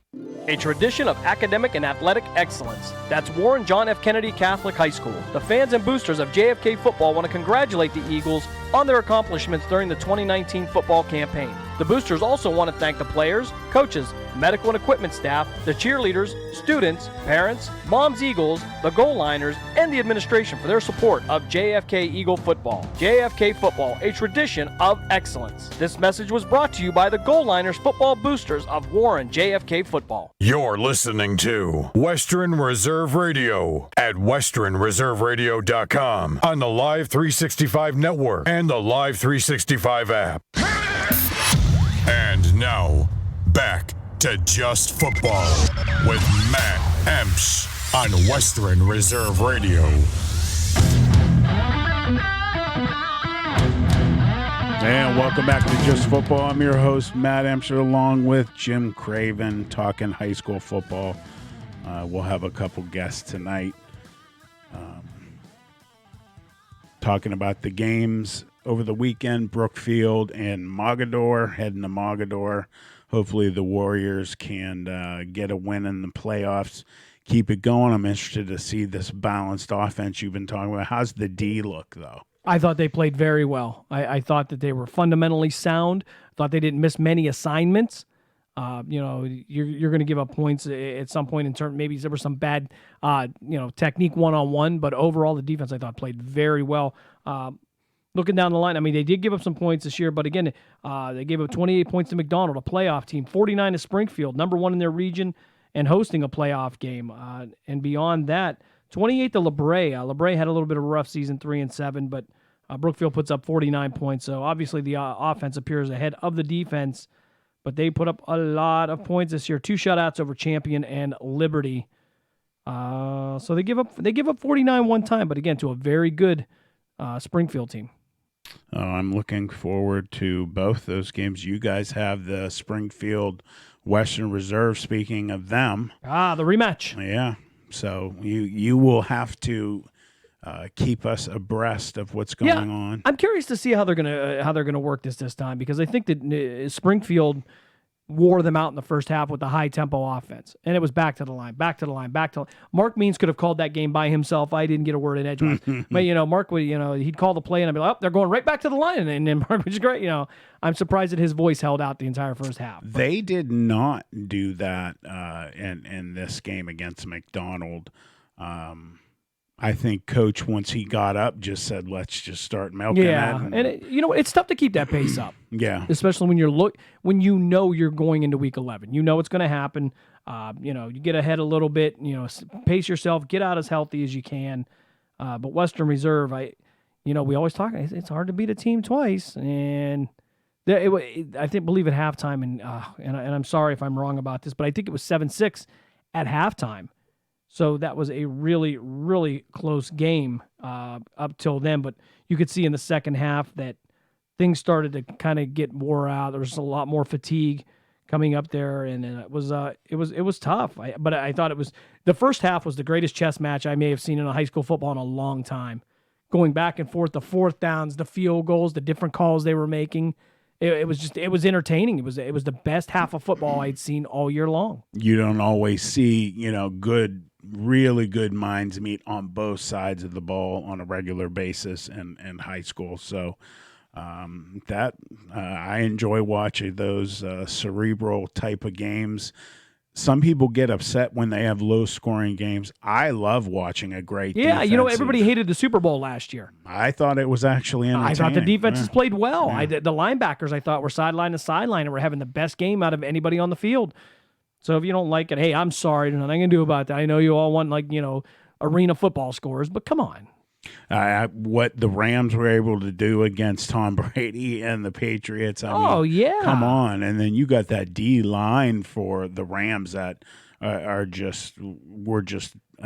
to be scary playing against. Yeah, you had Donald on there. You had Ndamukong Suh at the time. Questionable calls, man. Like I always say, man, the New England Goodells.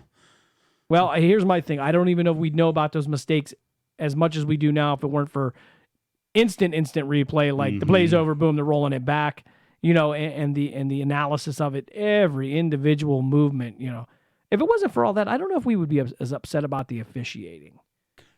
True. And they've made so many rules now. Oh, I saw a horse collar. I wouldn't have called this a horse collar tackle in the Washington-McKinley game because he grabbed him by the back and he fell forward, though, was not, to me, a completed act. Mm-hmm. But I've always interpreted that rule to say that you have to complete the act of pulling them back. That's the dangerous part. Right. So, I don't know. It's all about interpretation and from ref to ref. Yeah, I mean, obviously, absolutely. Some guys will throw. It's like boxing. We don't know what each official's seeing. We have an official that's scoring at 119, 109, and then you got one that's scoring at 114, 113, and you're like, well, what were you two people watching? Were you watching the same fight? That type of thing. Right. But it's a game of human error. Whether you're a running back fumbling, you're a receiver dropping the ball, quarterbacks throwing interceptions, linebackers missing tackles, officials miss calls. It's a game of human error. And that's people just forget. They think they're robots, which makes you think, is it going to come down to in the future where they will take the human side of things completely out of it? And it's heading that way. That's a tough one in football. Baseball at the plate, you might be able to do it. And that was actually done, I believe, over in Japan at once, and I think everybody went crazy. Yeah. It was so robotic. It was strike. Too sterile. Yeah, I thought so. I mean, I like that human element. Yeah, you want to see him get, and somebody get in each other's face. Oh, and you know what? At some point, you're out of here. And for every call that goes against me, I might benefit from one later, a blown call. I don't know. It'll be at the right time, and you're like, oh, can we get a call? And then you do, and you're like, oh. We got away with that. I got your back there, Coach. Yeah, I've seen. Yeah. And, that makes you wonder the mindset. Obviously, coaches get infuriated with referees during games. We've seen some heated coaches this season. Which brings up a great point you make. Why do we get into the playoffs? And I love the OHSA, and I love what they do for the schools, but why are we going to all-star crews for the playoffs? Why pull them apart? It doesn't make sense. I mean, now, Dr. Bruce Maurer, who's the director of officiating with the state of Ohio, has standardized everything that we do now. So, in theory, every official should be using the same mechanics. But there's a certain level of comfort. It's no different than having a coach, or if you're on the offensive line, if you're the center, there's no difference in having a guard to your right and a guard to your left that you know how to work with. You know, why are you taking away that continuity? You know, and so, well, every crew has a weak link and this. Yeah, every team does. But because I don't know, we'll say the Springfield Tigers have a sophomore backup tackle that's not very good this year. What, are you going to pull them out of the playoffs? No, They work well together.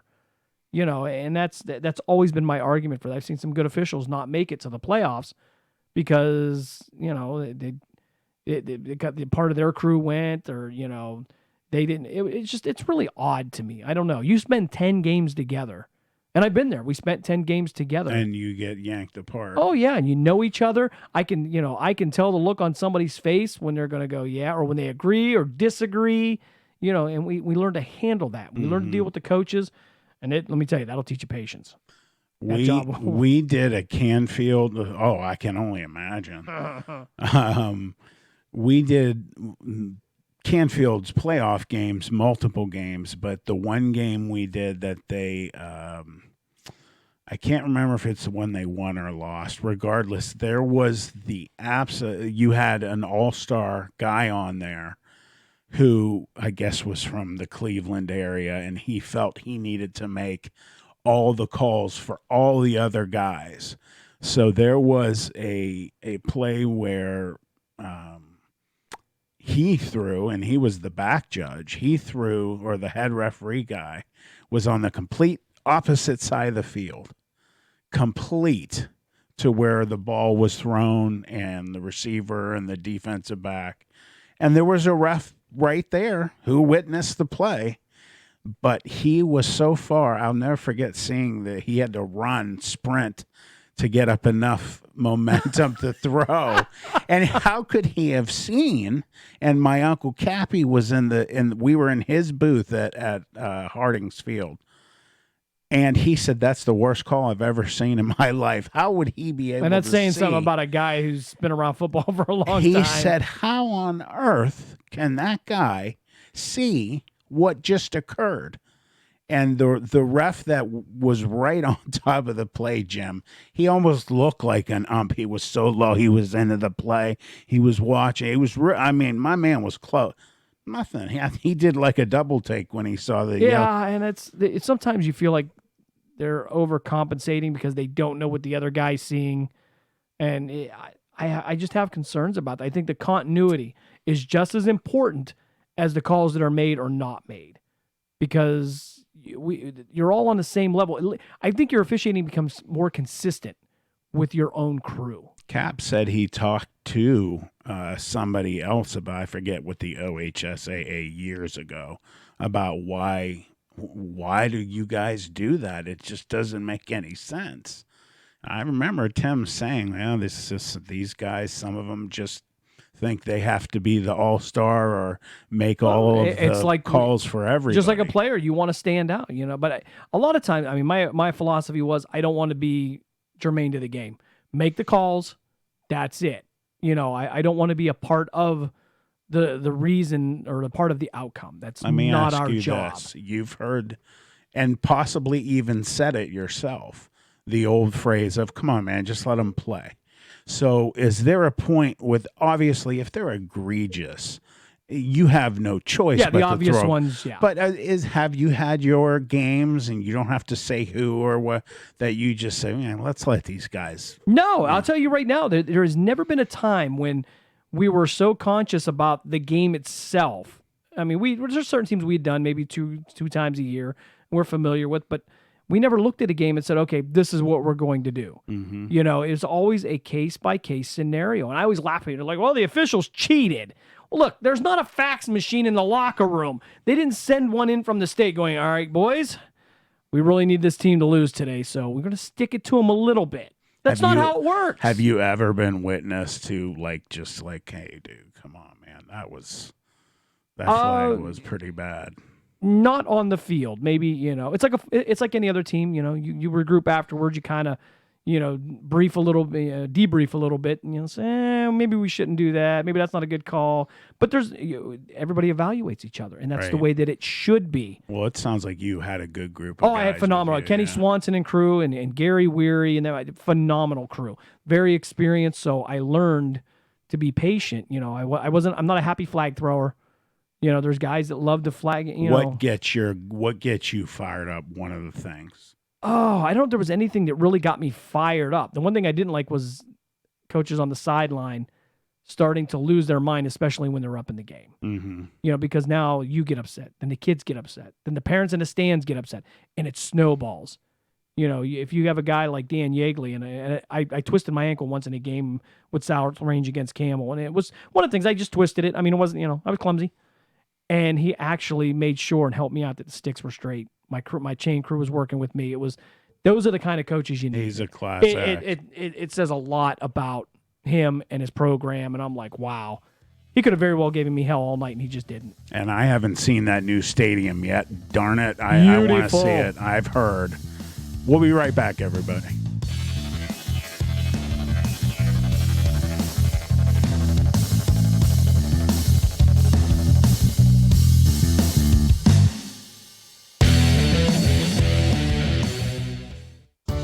Awesome prices and quick service, affordable and friendly. These are real customer reviews of Fairway Tire located at 116 North Main Street in Niles. Not only does Fairway Tire offer tire service with over a dozen brands available for everything from passenger vehicles to farm tires, Fairway offers brake repairs, suspension work, custom exhaust work, and more. You can expect excellent customer service and superior tire knowledge at Fairway Tire. Visit Fairway Tire at fairwaytireoh.com or make an appointment today by calling 330-652-9700.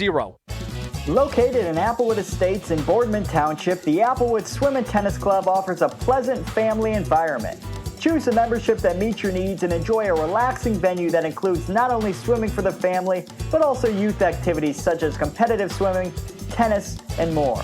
Enjoy the friendly atmosphere all summer long with the staff and members of the Applewood Swim and Tennis Club.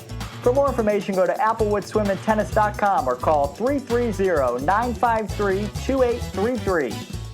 For over 30 years, the Mahoning Valley Italian American Sports Hall of Fame Scholarship Foundation, its officers, members, and financial supporters have granted over 300 scholarships to students seeking post-secondary education. As a nonprofit organization, the Hall of Fame offers scholarships to any high school senior graduating in 2020. Applications can be obtained by contacting your school's guidance office or by searching online. The Mahoning Valley Italian American Sports Hall of Fame Scholarship Foundation is proud to be a sponsor of Mahoning Valley High School football on Western Reserve Radio.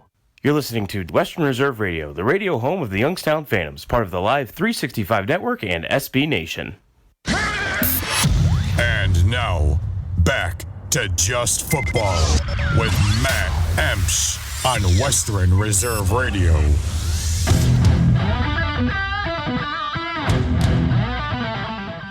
And welcome to Just Football. I'm your host, Matt Emsch. Jim Craven here. We've been hanging out all night, getting close to the end of the night, man. 2 hours flies by. Like, games go so fast. Yeah, you start talking about these big games, and you could talk all night about this. I'll tell you, there's some great matchups, some great coaching matchups that you can be looking forward to. And, of course, there'll be some coverage from across the valley.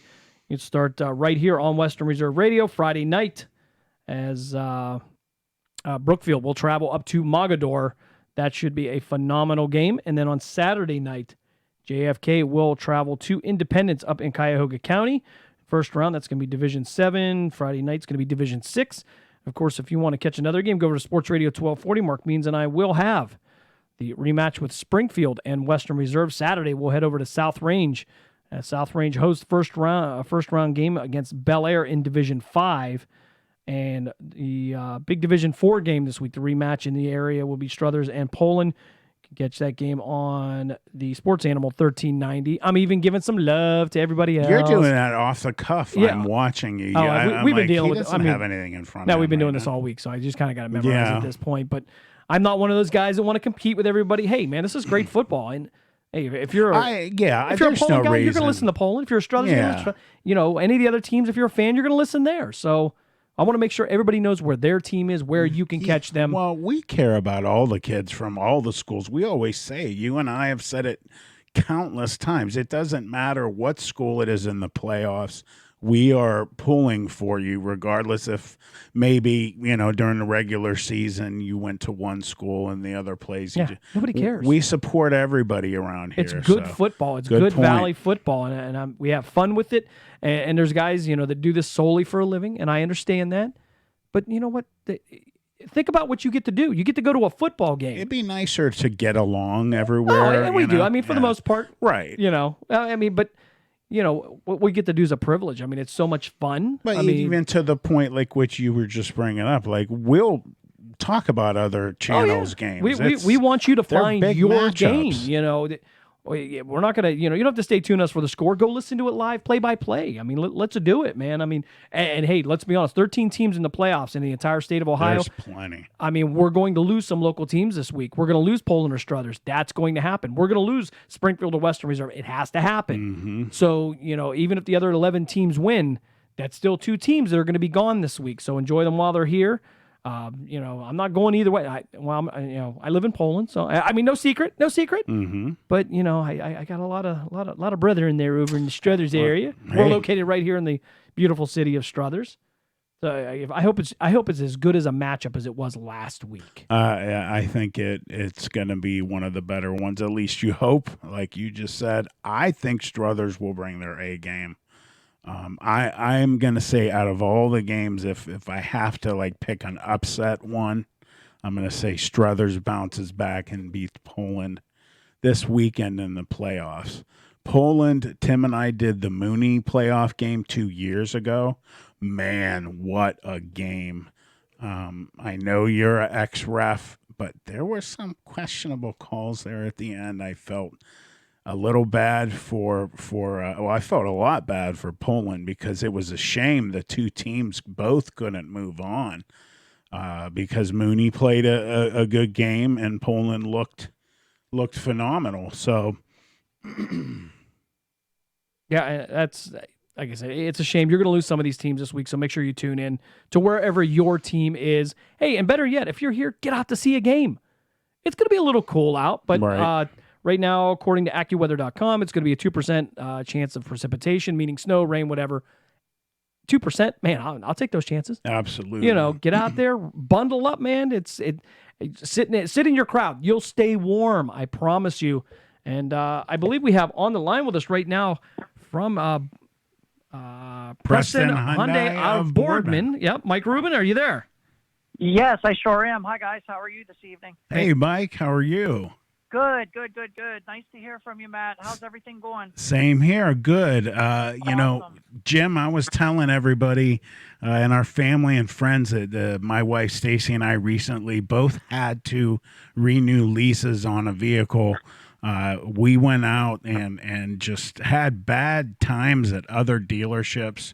And then we stopped up at Preston, and it was the most positive, amazing experience for us that we've ever had dealing with a car.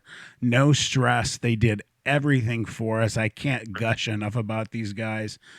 Mike, you guys helped us out great. What do you guys got, to tell our listeners about what's going on? Awesome, Matt. First, I just want to say thank you so much for all the kind words from everybody here at Preston Hyundai at Boardman. We truly value you guys and your family very much as our customers. And second, Matt, right now this month we have some incredible specials going on. Just a few I'd like to run by you. You can lease a brand new 2020 Hyundai Elantra at $139 a month with $2,839 due at signing. Or we are offering 0% for 72 months on financing that vehicle. Also, up next, our new 2019 Hyundai Sonata, where you can lease at $159 a month with $3,359 due at signing. Or we are also offering a 0% finance for 60 months on that car. Up next, we have the 2019 Compact Utility Vehicle of the Year, the Hyundai Kona. The new model, the 2020, we are leasing this month for $189 with only $2,989 due at signing. Up next, pardon me, Matt, We have our 2019 Hyundai Tucson leasing this month at $159 with $3,459 due at signing.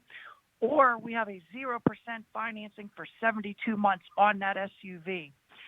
Last, we have our 2020 Hyundai Santa Fe, newly redesigned interior, exterior.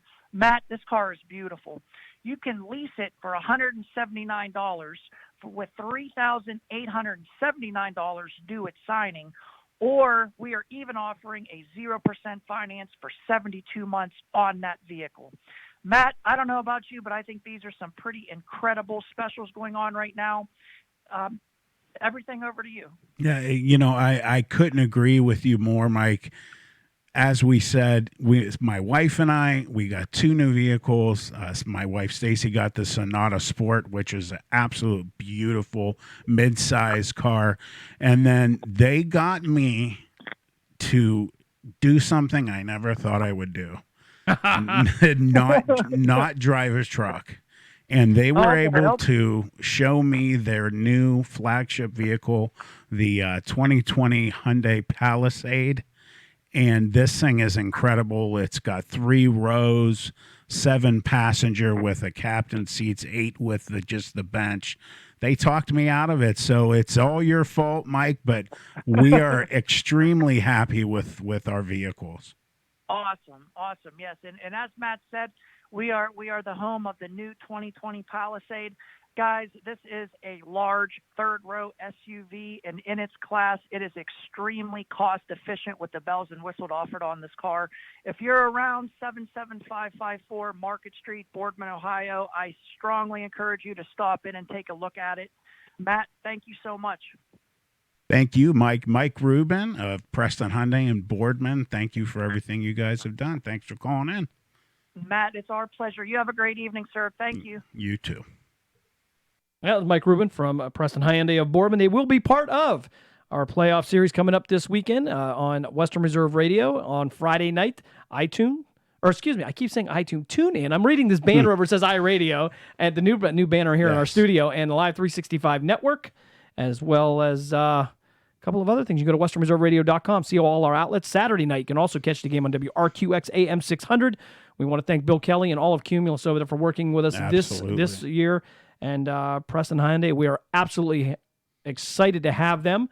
And remember, Preston Hyundai of Boardman, where you come first. Yeah, it was completely opposite, man. Some negative, people think of buying a car and they think of how stressful it is. Well, you always walk away thinking that you might have got a short end of the deal, So it's tough. And then when you can feel that level of comfort, that's good. I would send all of them, and I have told family about it. So these guys are special and one of a kind, and go give them a look. You'll like these new vehicles out there. And certainly, I think we will on Sunday if they are open. I think we're going to go out and take a look, actually, because it's about that time. We do a lot of traveling for hockey. Palisade would be perfect for you. And one thing I do like, so yeah, I'm like a 12-year-old kid. I want USB ports and all that other good stuff, and from front to back. And you know what? We're just going to move right along here. We are now joined by the playoff-bound head coach of the Brookfield Warriors, Randy Clark. And, Coach, thanks for joining us. Yeah, thanks for having me. All right, Coach. Well, we have, just a little bit of a game this week. We got, a playoff game here. So obviously huge for the players, huge for everybody in Brookfield. How do you handle that kind of excitement? Everybody's, smacking your boys on the back, telling them how great they are. How do you as a coach deal with that situation? Well, that's one of our jobs as the adults and the coach of the team is to keep our kids grounded. They know all along that this is the first time they've been there, but me and a couple of other coaches, we've been there. We know what it's going to take, and it's our job to keep them grounded. You guys run the spread on offense, so many schools anymore, although you find the few that still run the traditionals. You guys are, according to my news from people that I know maybe in the studio, You guys have a very balanced offense. Tell me a little bit about some of your leaders. Let me know about that offensive line. I want to know what the listeners should expect this weekend. Well, we are young up front. I only have one senior on the offensive line. I have a very athletic, smart, and competitive quarterback in Aiden Gibson. And I have a very big, probably bigger than most running backs with Tyler Briggs. And we have some great receivers, tall, they can go get it, they run well. But the offensive line is where it starts at, and they are really playing above their expectations that I thought at the beginning of the year. And with that, I mean, and we have the two-way attack through the air and on the ground. So, I mean, it's a double-headed thing here, so it's going pretty well. Yeah, Coach, we had the opportunity to see you at Crestview, and one of the things that stood out to us was Tyler Briggs. You mentioned him. You look at him, he's listed at 5'10", 250, does not move like that. We started running you started running an option. I thought, well, the quarterback's going to keep this, but he's not only a big guy, but he has some speed. He's very athletic. Yeah, well, when I explain to people in the off season and stuff like that, and a lot of people say, you need linemen, why aren't you moving Briggs the line? And I said, listen, he's not your typical 250, 255 guy. I mean, he's got good feet. He's got some agility. He runs really well for a guy his size, and that's why he's been where he's at, because he has good feet and he has some good speed for the size of him. Yeah, and I would assume that based on what he can do, not between the tackles on the outside, that opens up so much more for the receiving core downfield, because you've got, one guy is not going to take him down, so you have to be very disciplined. Yeah, well, he's once he gets going, I mean, he's a load to bring down by anybody. I mean, he's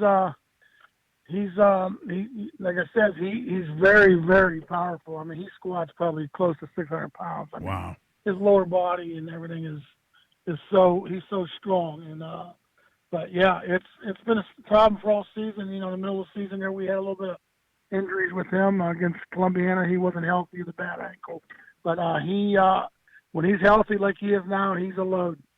Well, segueing with him over to the defense, because from what I've heard, he's a pretty good linebacker as well. What do you guys expect to see offensively from Mogadore this week, and how do you guys, plan on using him and your other athletes on the D to take care of that? Well, Mogadore runs. They always have at least one tight end, and a lot of times they go two tight ends. The full house backfield, and then they'll go tight end with three receivers and one guy in the backfield. But they try to run the ball between the tackles. I think that's their main goal. They have one receiver that's pretty tall. That's why I feel so good about the game, is because I don't have your typical two corners like normal high school 5'7". My two corners are 6'1", 6'3". So they throw a lot of 50-50 balls. And I think we have an opportunity to just go up and get them just as well as they do. Inside the tackles, my other linebackers and defensive end, Connor Flip, and my linebackers, Matt Burns and Pat Reardon, they've had one heck of a year. Them guys have been running with the ball, making great tackles, and playing with a lot of physicality. Well, looking at your roster and the amount of guys that are 6 foot, 6'2", 6'2", 6'2", 6 foot. That's a lot to deal with, in the playoffs especially. What a joy that must be for you to have that ability with those kind of athletes. Yeah, well, we like you said earlier, we can bang Tyler Briggs between the tackles. We get the Gibson to run it wide. We got Briggs to run it wide, and we have four really good receivers that at any time could take it to the house. Well, then them guys are very athletic and, like you said, tall, and very pleased with them. That takes us obviously into the third phase of the game, that all-important special teams, especially in the postseason when every point counts more than ever. What is your kicking situation like, and what do you expect from theirs as well? They got a really good kicker that kicks the ball inside the 5, if not in the end zone. but they do a lot of other things with pooch kick, and they'll try some onside kicks. Our kicker is probably between the 5 and the 10-yard line. We've been doing a lot in the last 3 weeks. We've been onside kicking quite a bit. I think we onside kicked 10 times in the last 3 weeks, and we got 6 of them. We've been doing a lot of different things that make other people to see it on film and, waste some of their practice time. But our kickoff team, there's no saving now. So we got all of our starters and everybody else on special teams starting last week. So Coach Jim and I just looked at each other and our eyes almost fell out of our head. Those are incredible stats. That's such a rarity to have that kind of turnover for that. Yeah, we've been doing really good on a kickoff team with the pooch kick and the onside kick, and taking what they give us, and we exploit it. And we got all of our athletes on the field, kickoff, kick return. There's no saving now. There's no holding back, and it's all out. Well, Coach Clark, good luck this weekend. We'll see you on the field pregame. Thank you for calling in, Coach Clark of the Brookfield Warriors. Good luck in the postseason. Thank you, and thanks for having me.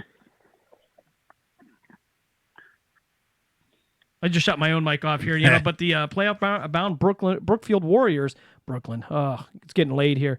So thanks to Coach Randy Clark for calling in on that. Big game coming up against Mogadore. That's going to be Friday night. Division 6 games on Friday night.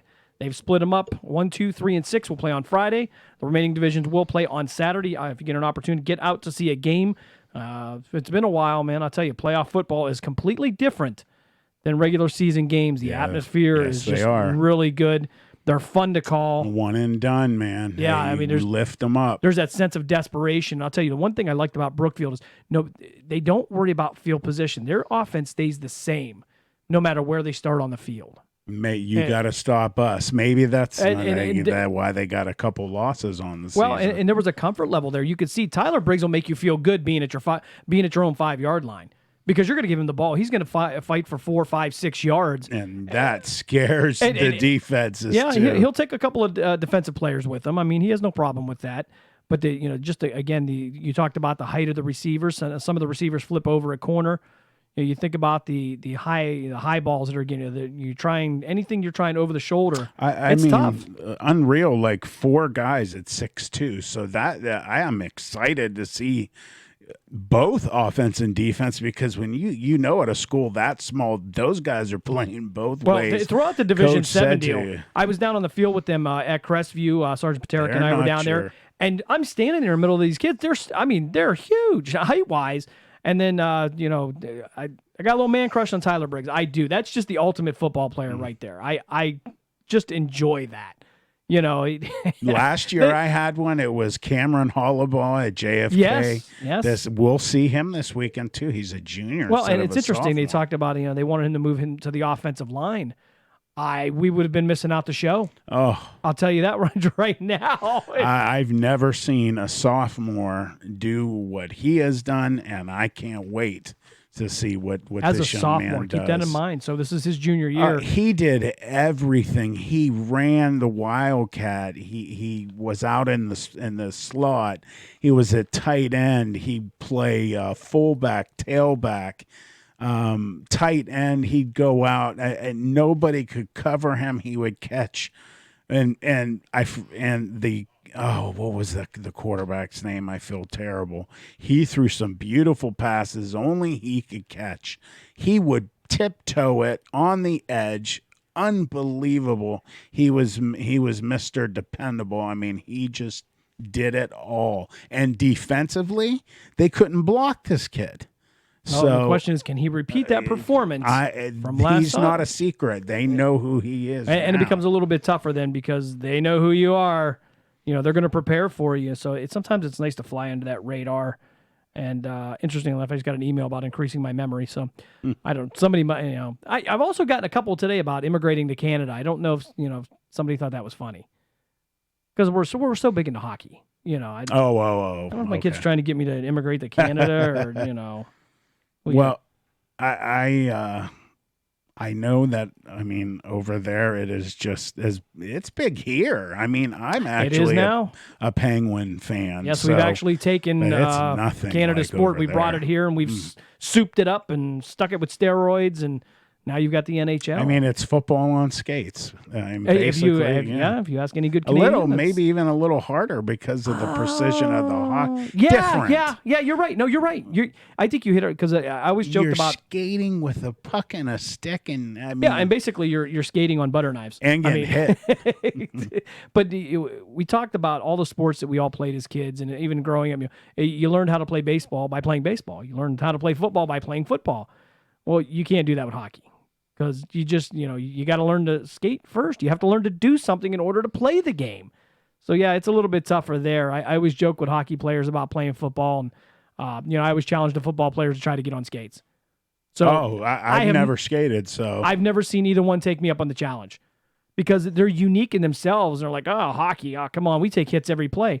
Yeah, but can you stand up and take it and not fall on your strong face? ankles, man. Oh, I mean, I'm out on the ice, my feet hurt afterwards. But 11 and 12-year-olds are skating circles around me, smiling. It's like a scene out of Charlie Brown, before Christmas on the pond. I mean, it's ridiculous. Well, they're starting young. They build all those core muscles and those specific muscles to that early, and then they make it's tough. Make the older ones look bad. What also always fascinated me, and I love how we get distracted on these things. But I was always fascinated by the fact that two men could stand on skates and fight. And I mean, Really I've seen guys bounce down, bounce back up, and they're good at it. Yeah. I get slapped all the time. I'm like, whoop, done. These guys and then the art of pulling the jersey over the head. Yeah, I don't see much of that anymore. They're just exchanging blows. Man. I think they should just, if you're going to get in a fight, man, let's just fight. Don't try and yank my jersey over my head. I think that just makes the other guy more mad. Oh, infuriating. I can't imagine. I think they're trying to take a lot of that out of the game. That's hockey's yanking on your face mask in a fight. And then some of the older kids will tell you that's why hockey's better. Is you throw one punch in a football game, you're out. Goodbye. Mm-hmm. So if we throw a couple punches, it's 10-2. You get a warning. Yeah, it's a 10-2. You're going to go sit for 10 minutes. Somebody else will serve your 2-minute penalty. And you're back in, man. Yeah, and then you go back to playing the game. Yeah. They use it as a calmer too. You could feel tensions building and things are just getting out. It's kind of like when a football game gets chippy. They just let them fight, get it out of their system. I just liken it to the ref just giving you your warning. Hey, you cool it down. Hey, and I'll tell you, there's no more respect in a game than hockey when you know that two people are fighting. Now, I got a little bit of a mentality like, oh, there's a fight. I'm getting in on this. No, hockey, they'll back up, let them go at it. It's one-on-one. I love it. That is nice. So it's a very... No, that doesn't happen in It's football. oddly respectful. It just really is. It is. It's like it shoots back to like olden days, like put up your dukes. Yeah, exactly. Or smacking you with a glove. Yep, we have no weapons. It's just you and I, and then we're going to shake hands. And that's funny thing is I see these guys shake hands and hug afterwards, and I'm like, are you kidding me? I would be looking for you again in the game. I can't handle that. I mean, there were games when I would choke somebody down with my forearm and you mean you use good blocking technique? Yes. That's okay. Yes. Yeah, and let's after make the that game, clear. we gave mad love to each other, man. I got one of the except for one kid did not like me from Huntington, West Virginia, from Brook. He hit me from behind during... You mean the Green Bay Packers? Yeah. He hit me from behind. We punted, and I was one of the Bulls that blocked, for the kicker. And he tried to get in there. He didn't. And when I turned my back, he hit me with all of his might from behind. And I did not fall, and I turned around, and I was getting ready to go get into it with him. And the ref kicked him out of the game for it. Maranto did that with Cleveland John Hay kid, too, that did a very similar thing to me. Mr. Maranto was a referee. Tony Maranto. Tony, yeah. He's an attorney. Well, he was. So we I run into each other remember quite him often. being on the field for Ursuline games. Speaking of getting into a thing coming up here in just a little bit here with the Youngstown Browns Backer Show with Dan Naughton. Dr. Naughton will be giving therapy lessons tonight. We'll be dealing with this as best we can. So call in if you're stressed about that, and we will make you feel better, or maybe not. Yeah. I'm Sorry, thinking guys. towards you or not. I won't address that. Dumpster fire. That's it. We've addressed it. It's done. As a Steeler fan, I am not going to bash anybody. We've had our but they ups always and downs. figure it out. And They always figure it out. I don't ever feel bad for them. so Ohio State, all of a sudden, number one. They're jinxing it. I don't like it jinxing it. either. I don't like it either, but it would be great. They got Maryland this week, the Terps. Who played Ohio State very tough last year. Please don't just be on top of it. I would hope 2 years in a row that they would be ready to not let somebody like Iowa or Purdue ruin things. We'll be right back.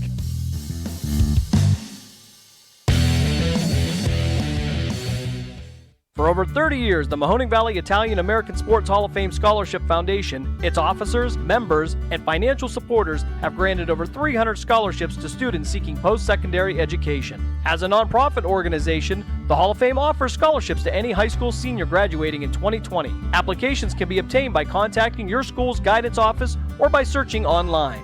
The Mahoning Valley Italian American Sports Hall of Fame Scholarship Foundation is proud to be a sponsor of Mahoning Valley High School football on Western Reserve Radio. For all of your residential and commercial lawn care needs, including fertilizing, landscaping, and more, call Rob at Talego Lawn Care Services. And when the leaves begin to fall, call Talego Lawn Services for professional leaf removal. And of course, when the snow flies, call Talego Lawn Services for expert residential and commercial snow removal and salting. Call 330-718-4725 and speak with Rob at Talego Lawn Care Services, your all-around lawn care and property maintenance expert. Catch all of the spring and summer action of Cleveland Cobras minor league football here on Western Reserve Radio.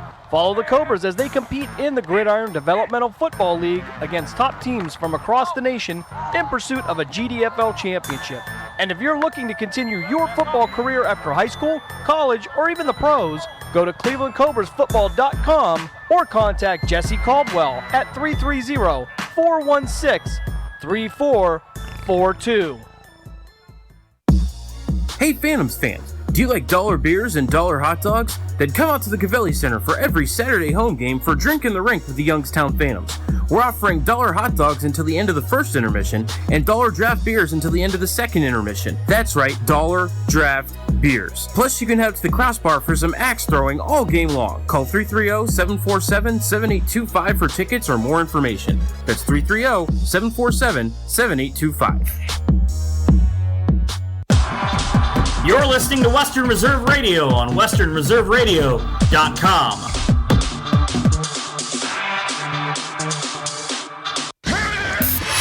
And now, back to Just Football with Matt Emsch on Western Reserve Radio. And welcome back to Just Football. We're just getting ready to say goodbye till Friday. Have the Brookfield Warriors at Mogador. Then Saturday have JFK at Independence. Playoff time. So many games around the valley. You guys have Springfield Western Reserve in the matchup at Springfield Friday night. And Bel Air travels over to Canfield to take on South Range on Saturday. That'll be on Sports Radio 1240. You can stick around for the Eastwood Mall kickoff show on Sports Radio 1240 this week with Campbell Rico. That's going to be 5 o'clock. That'll take you up to 6:30. And we'll go to the stadiums with Matt and Tim, respectively, out there in Mogador and in Independence. And then, of course, on 1240, we'll head out to Springfield and South Range. So, a good group of games there. And, of course, to give a little love to 1390s, they'll have Struthers in Poland. So you can catch them all. All kickoffs are at 7 o'clock Friday and Saturday. So, well, I already said I said my pick for the weekend for upset. I don't think it really is a huge upset, but I think Struthers is going to bounce back and beat Poland. That's my pick for the weekend. I think you're right. I think if there's going to be an upset, that could be it. But Poland's played so dominating in the last 2/3 of this season and they haven't lost, so that's what's dangerous for them. And Struthers, they got to responded look. They've lost. Yep, this they've year. they got a big scouting glimpse last week of the Bulldogs. So we'll see how Ryan Williams handles that out there. And so far, he's done a really good job. Started off rough. He figured it out, put all the pieces in the right place. And next thing you know, you're making a playoff run. So he's, incidentally, Ryan Williams, a teacher over at the middle school, Apollo Middle School. So my kid likes to listen to him, when he's talking and talks about football. Because, he knows. It's a good time. Coach Kuntz over at Struthers, of course. Hey, I want to say congratulations to a good friend of mine. I usually don't do politics. I despise politics. Kathy Sircone Miller is the mayor-elect of the city of Struthers. She's going to be the first female to ever hold that position in Struthers. Congratulations. She won 75-25 over her opponent. So, city looking for a change there. So, congratulations to her. Yeah. She's a really good person. Good. Her husband, Brad Miller, is an assistant coach with the Wildcats. Former Youngstown State Penguin, so I'm sure you can relate to him. And Bradley and Anthony, their kids, probably two of the best. What position did he play?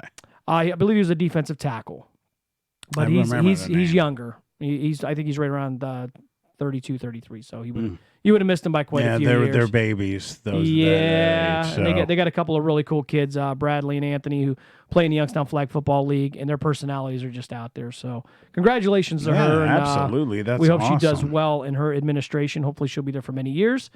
And, we'll catch up with some Wildcats football coming up.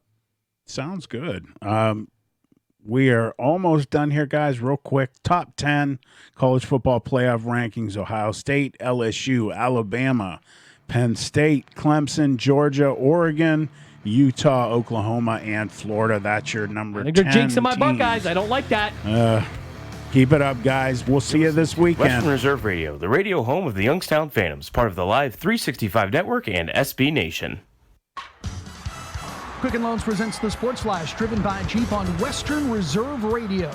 The Ohio State Buckeyes are the new number 1 team in college football as the playoff committee rankings were released on Tuesday. The Buckeyes are 8-0 and will face Maryland on Saturday. LSU is second, followed by Alabama and Penn State. Clemson, the defending national champs, are 9-0, but they were ranked 5th. The Cleveland Cavaliers lose to the Boston Celtics 119-113. Colin Sexton with 21 points to lead the Cavs. Tristan Thompson had 19 points and 13 rebounds. Kevin Love pitching in 17. Celtics shot 56% in the victory. Cleveland has now lost 3 in a row in 4 of their last 5. They'll face Washington on Friday. The Columbus Blue Jackets, they lose to the Vegas Golden Knights 2-1. Boone Jenner scored his 4th goal of the season. Riley Smith had 2 goals for Vegas. Columbus has now lost 5 in a row. Start building your legend today. It's the Jeep Celebration event going on now at your local Jeep dealer. I'm Tony Desiri, and that's your Sports Flash on Western Reserve Radio. How do smart, hardworking roofing contractors keep jobs running smoothly? They save time with Beacon. The Beacon Pro Plus app features online ordering, automated rebate tracking, and online bill pay. Choose products like high-quality CertainTeed shingles and accessories. Easily find the style, color, and quantity, and let the app do the ordering for you. With Beacon Pro Plus, order 24/7 from anywhere. You work hard. Now work smarter. Download the free app at beaconproplus.com. This is Jay Farner, CEO of Quicken Loans, and we want to help your house feel more like a home with some of the lowest refinancing rates ever. Rates have dropped so much that many Americans can reduce their rate. You may be able to save money on your monthly mortgage payment right now. The rate today on our 30-year fixed-rate mortgage is 3.99%, APR 4.18%. Call us at 800-QUICKEN or go to rocketmortgage.com. Rates subject to change. Pay 1.375% fee to receive this discounted rate. Call for cost information and conditions. Equal housing lender. Licensed in all 50 states. NMLS number 3030. Get ready, dog pound, for the best Cleveland Browns talk in Youngstown. It's the Youngstown Browns Backers Show with Browns Backers President Dan Naughton. And welcome to the Browns Backers Show. I am not very happy today, as I'm sure most of you out there are still angry about the way the season's going, the way the game went, all of that. Can we please stop freaking losing already? Can we just stop losing? The short answer's no. No, we can't. No, it can't happen. I don't know.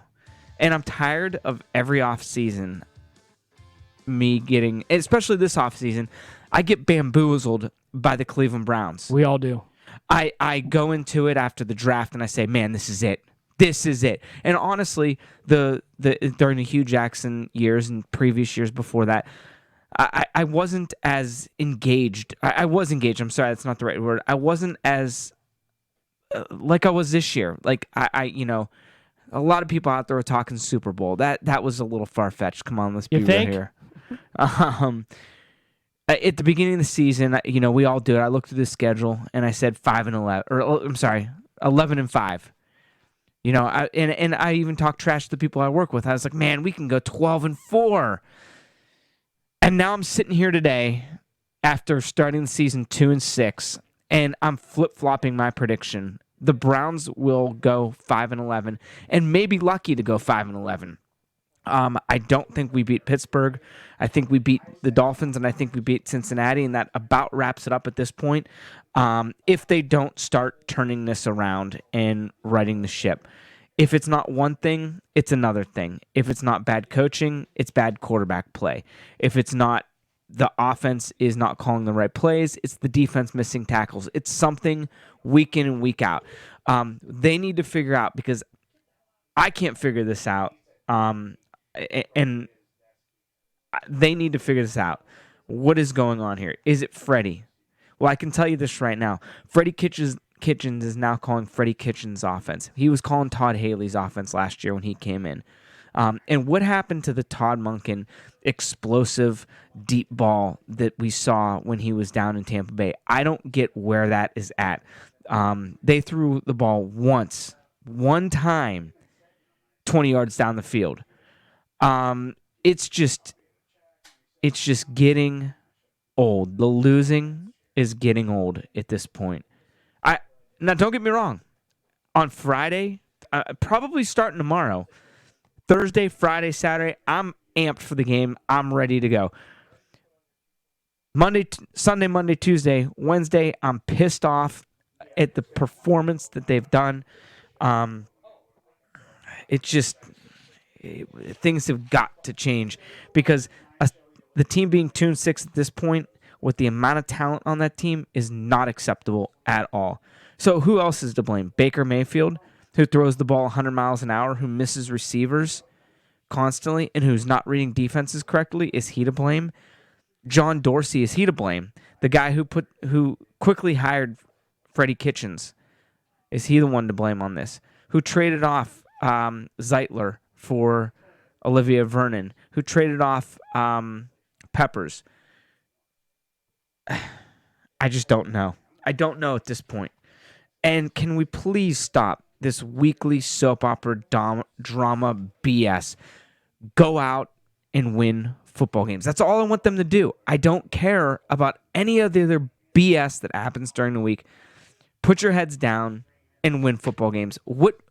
It doesn't seem like they're ready for these games. Coaching-wise, player-wise, it doesn't seem like they're ready. I'll touch more on that. But, let me jump to this. The most absolutely asinine and ridiculous thing I've seen in years. Jermaine Whitehead, still in his uniform and his cleats, tweeting out threats, racial comments to media members in Cleveland, Dustin Fox, to fans, giving them the address to the training facility up in Berea to come and fight him, that they'd give him, that he was going to, death threats to them. I never root for a guy to be injured, but I'm glad he broke his hand. I'm glad he did. I'm sorry to say that. He is an absolute and utter jackass. Excuse my language. Just to act like that, and I'm glad the Browns stepped in and released him that morning. They didn't waste any time. There's no explanation. His Twitter account got suspended. I don't know if any of you out there were following this. And if you have any comments on this, give me a call. I'm in the Gessler Propane studio here. 330-707-4202 is the number. I'd love to hear from you guys. I'm riding solo today. Give me a call. Give me your takes on some of the things I've already said. Give me some takes on the game and the game coming up. Love to hear from you. But anyway, going back to Jermaine Whitehead, threatening media members, threatening fans, threatening to fight people, shoot them, making racial comments, and then nobody on the team excuse me, I didn't scroll through all the tweets, but I did see one stand out to me. My man Chad Thomas was sticking up for him during this whole thing on Twitter. And then he goes in on his Instagram account with the same rants.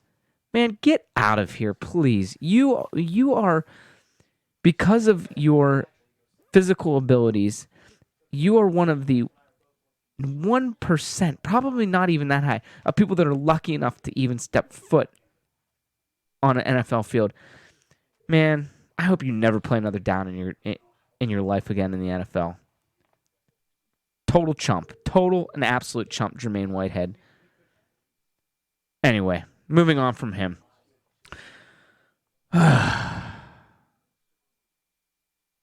Let's go on to I've seen it called Shoegate now. Odell wearing the clown shoes, Jarvis Landry wearing the according to the rule that they have to wear either white, black, a team color, so they could wear orange shoes. They can wear orange shoes. The Browns orange. They can wear brown shoes. They can wear white with orange, white with brown, things like that. They come out. We're a 2-6 football team, and you know what? I'm going to be honest with you. These little shenanigans, if we were a 6-2 football game, are not a big deal. But it just shows the lack of discipline, the lack of prep for these games. The excuses were that they didn't have the right shoes. They need to have these things. They don't need to wear clown shoes. And like I said, it's really not that big of a deal for winning football games. But we're not. They need to go out there and they need to play football. Again, like I said earlier, stop with the BS. Stop with the soap opera drama. Stop with it. You are supposed to be team leaders. Go out there in uniform, perform at your best, and win the damn football game. The shoes are ridiculous. If it's not one thing, it's another thing. If it's not the visor that is darker than it should be, if it's not the pants that are shorter, if it's the shoes, come on. Let's start winning football games. Anyway, we're up against the break here. I'll be back. The spring and summer action of Cleveland Cobras minor league football here on Western Reserve Radio. Follow the Cobras as they compete in the Gridiron Developmental Football League against top teams from across the nation in pursuit of a GDFL championship. And if you're looking to continue your football career after high school, college, or even the pros, go to clevelandcobrasfootball.com or contact Jesse Caldwell at 330-416-3442.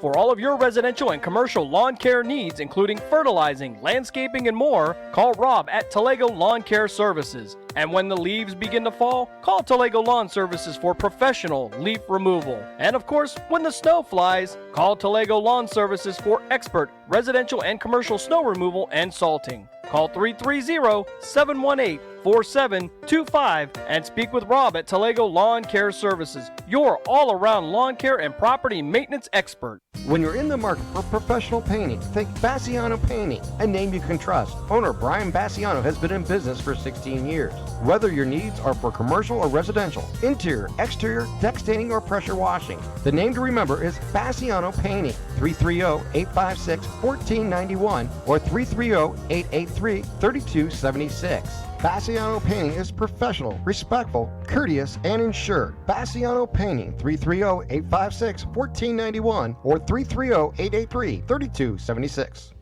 This is Brian. And Vinny. From Fight Night in Youngstown, and you're listening to Western Reserve Radio on the Live 365 Network.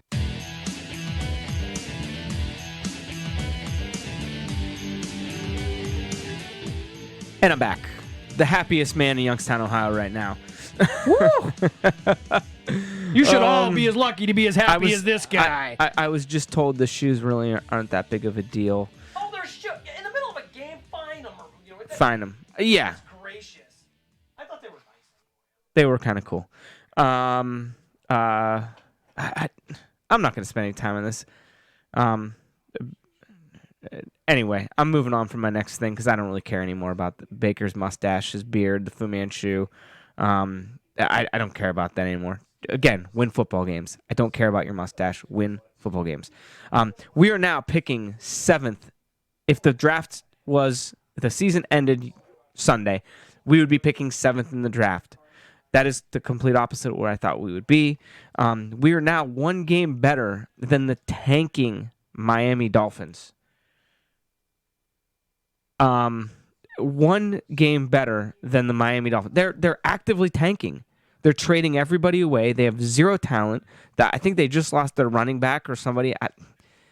And with all of this talent on the roster, we have Odell, we have Jarvis, we have Nick Chubb. We have this, at this point, is questionable because he's not playing like he did last year, but we have Baker Mayfield, who has shown last year what he can do. We're going to jump into the game here. We're going to, like we do every week, we're going to go over the game. We're going to look at the game ahead, which is against the Buffalo Bills, who are 6-2 on the season and are playing some good football right now, both offensively from the run standpoint and defensively. Going to be another big challenge for the Browns, and I'll be honest with you, before we get there, the Browns don't win. The Browns statistically, just looking at the stats here from this game, the Browns statistically, if you didn't look at the score and didn't look at the game and went down this stat sheet that I'm looking at right now, you would say, how in the world did the Cleveland Browns lose this game? First downs, we had 21 first downs to their 13. We had 8 more first downs. 13 passing, 5 rushing. Was that right? Oh, yeah, and then 3 from penalties. Sorry, I should learn how to read. That's my fault. Third down efficiency. Normally during the season, we've been pretty bad. In my opinion, we did pretty well here. We're 6 for 15. But the one thing that I can't understand is why is Nick Chubb not on the field for critical third down plays and fourth down plays? Where's Nick Chubb at? Why is Dontrell, as he was called, Dontrell Hilliard, which drove me absolutely nuts. I usually watch the games once on Sunday, obviously, and then I watch them again during the week just to see things that I missed, things that stand out, things like that. I wanted to strangle. I forget who was on the game. Anyway, I wanted to strangle him during the game. At the beginning of the game, he pronounced Hilliard incorrectly. He called different players wrong names. Oh, it was Kevin Harlan and Rich Gannon. Kevin Harlan, it just drove me nuts during this game. Absolutely nuts. As you can tell, I'm still irritated.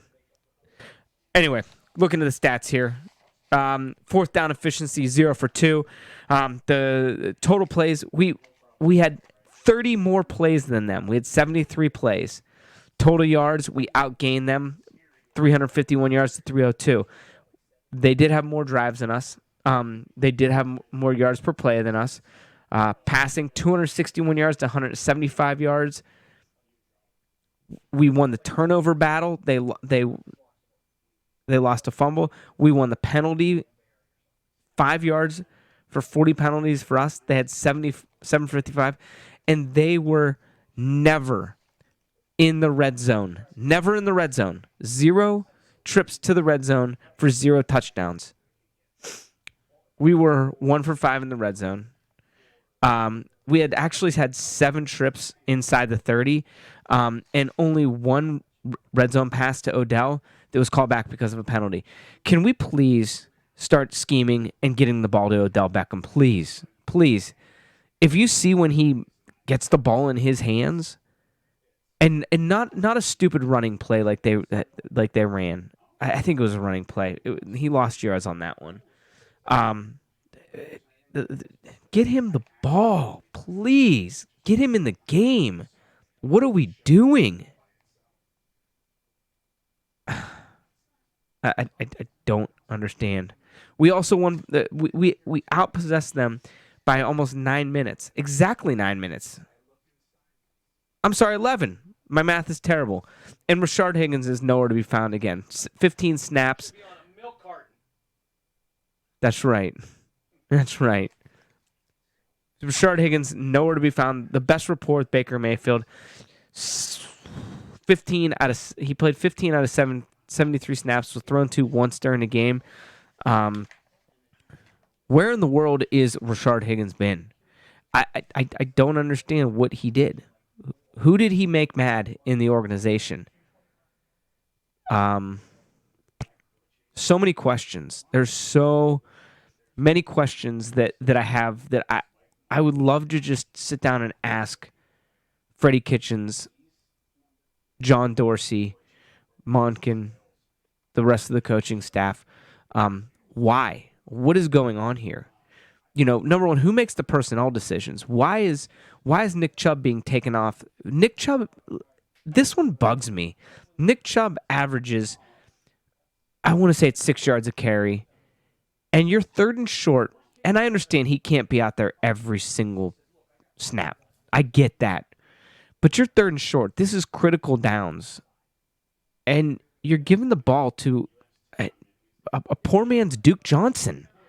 Dontrell Hilliard he has not been good. His vision is not good. At one point, he ran right up Wyatt Teller's back. He doesn't hit the holes on that same play. It was open to the right. He bounces it to the left, runs right up Wyatt Teller's back. Get Nick Chubb in there. The one shining silver lining to this right now is we have Kareem Hunt finally playing. But again, I'm not going to get overly excited about that. Like I did at the beginning of the season, I'm not going to get too. We'll see what happens. I mean, look what happened when some of the other guys came back. Nothing. Absolutely nothing. So we'll see. Let's jump into coaching here. The penalties were cleaned up. Like I just mentioned, we were 5 penalties for 40 yards. Turnovers are cleaned up too. Finally, 8 games into the season. I'm sorry, it was 7 games in the season. I think Freddie talked to, I had heard Bill Parcells. Somebody else had told me Bill Belichick. I'm pretty sure it was Bill Parcells that Freddie had reached out to on this. And he asked him about having the guys run when they commit penalties in practice. And Bill Parcells said to him, well, yeah, why save them for games that you're losing? So they finally cleaned the penalty thing up. We didn't turn the ball over, which was much better. Anyway, so can somebody that's smarter at football to me explain to me how in the world you go out there with 15 seconds left on the clock, and at the end of the half, and you have 12 men on the field. They're taking a knee. You're not even getting in any type of real defensive. Yeah, there's no call. How do you have 12 men out on the field on that? I was always confused about that because usually when I line up on the field, I look around and I go, hey, there's a guy in my spot. This is not good. Yeah. Interesting. Yes, exactly. So that one was a head scratcher for me. Like I mentioned earlier, and I'm going to beat this to death. Why is Nick Chubb not on the field on third down, critical third downs? Where is he at? And then, let's look at the challenge here. I agree with Freddie challenging this. I think it was a bad spot. It was a horrible spot, but the problem is there has to be inconclusive evidence to overturn the penalty, or not the. I'm sorry, to overturn the call on the field.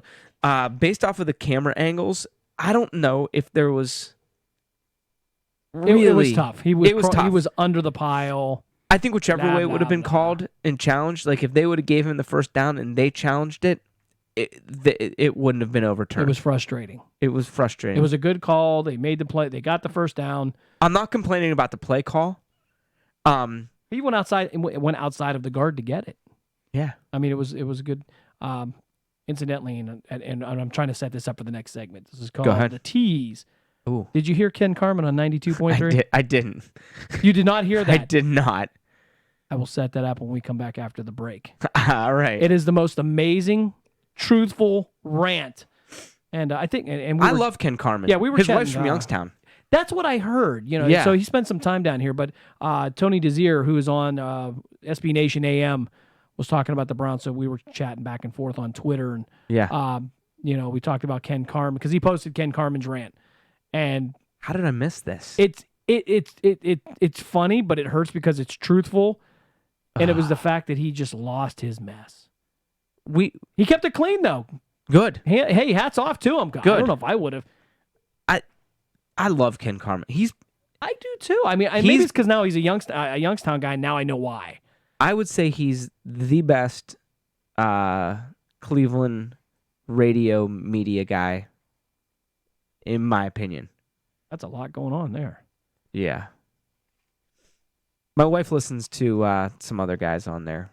Anyway, so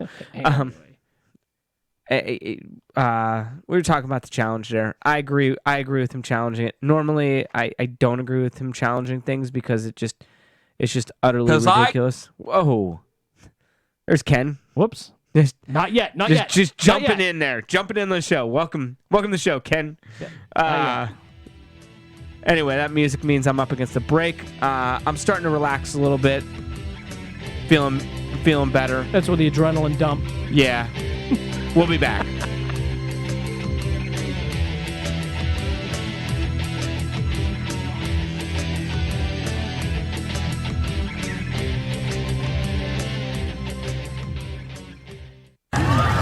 The kick is up.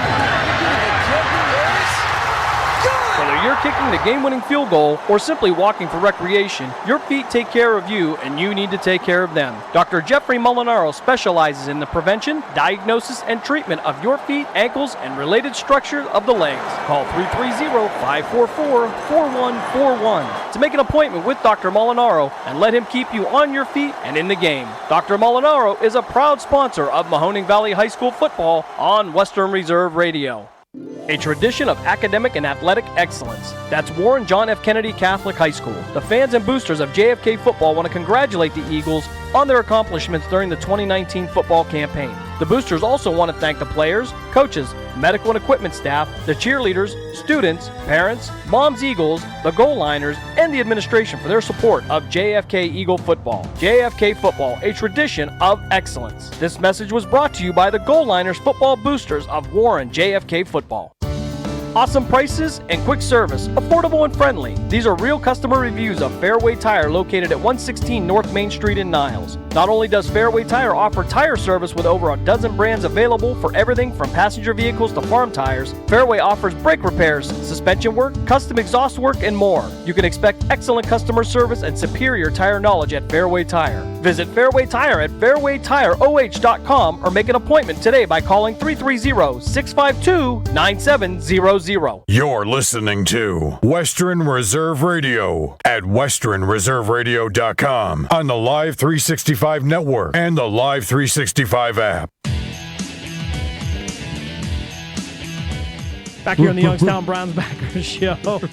Brought to you by the Cleveland Cobras minor league football team. Catch all the GDFL action right here on Western Reserve Radio beginning in April as they compete for a national championship. A lot of new teams around the league there. Check out GDFL.org, ClevelandCobrasFootball.com, and, of course, on Facebook at Cleveland Cobras. And we were talking earlier, Ken Carman from 92.3, The Fan in Cleveland, who I hear is a Youngstown guy. I mean, at least he married into a Youngstown family here somewhere. His wife.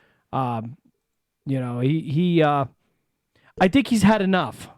I think we all have, but let's listen to this. This is courtesy of 92.3. This is Ken Carman, 92.3, The Fan. I said what I said, and it's my freaking fault for having any faith whatsoever in you.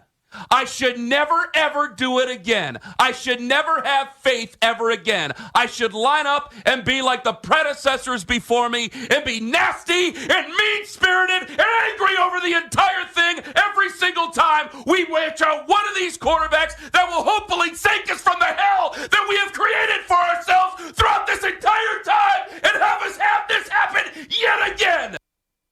More saviors, more societas, the same damn actions, the same thing.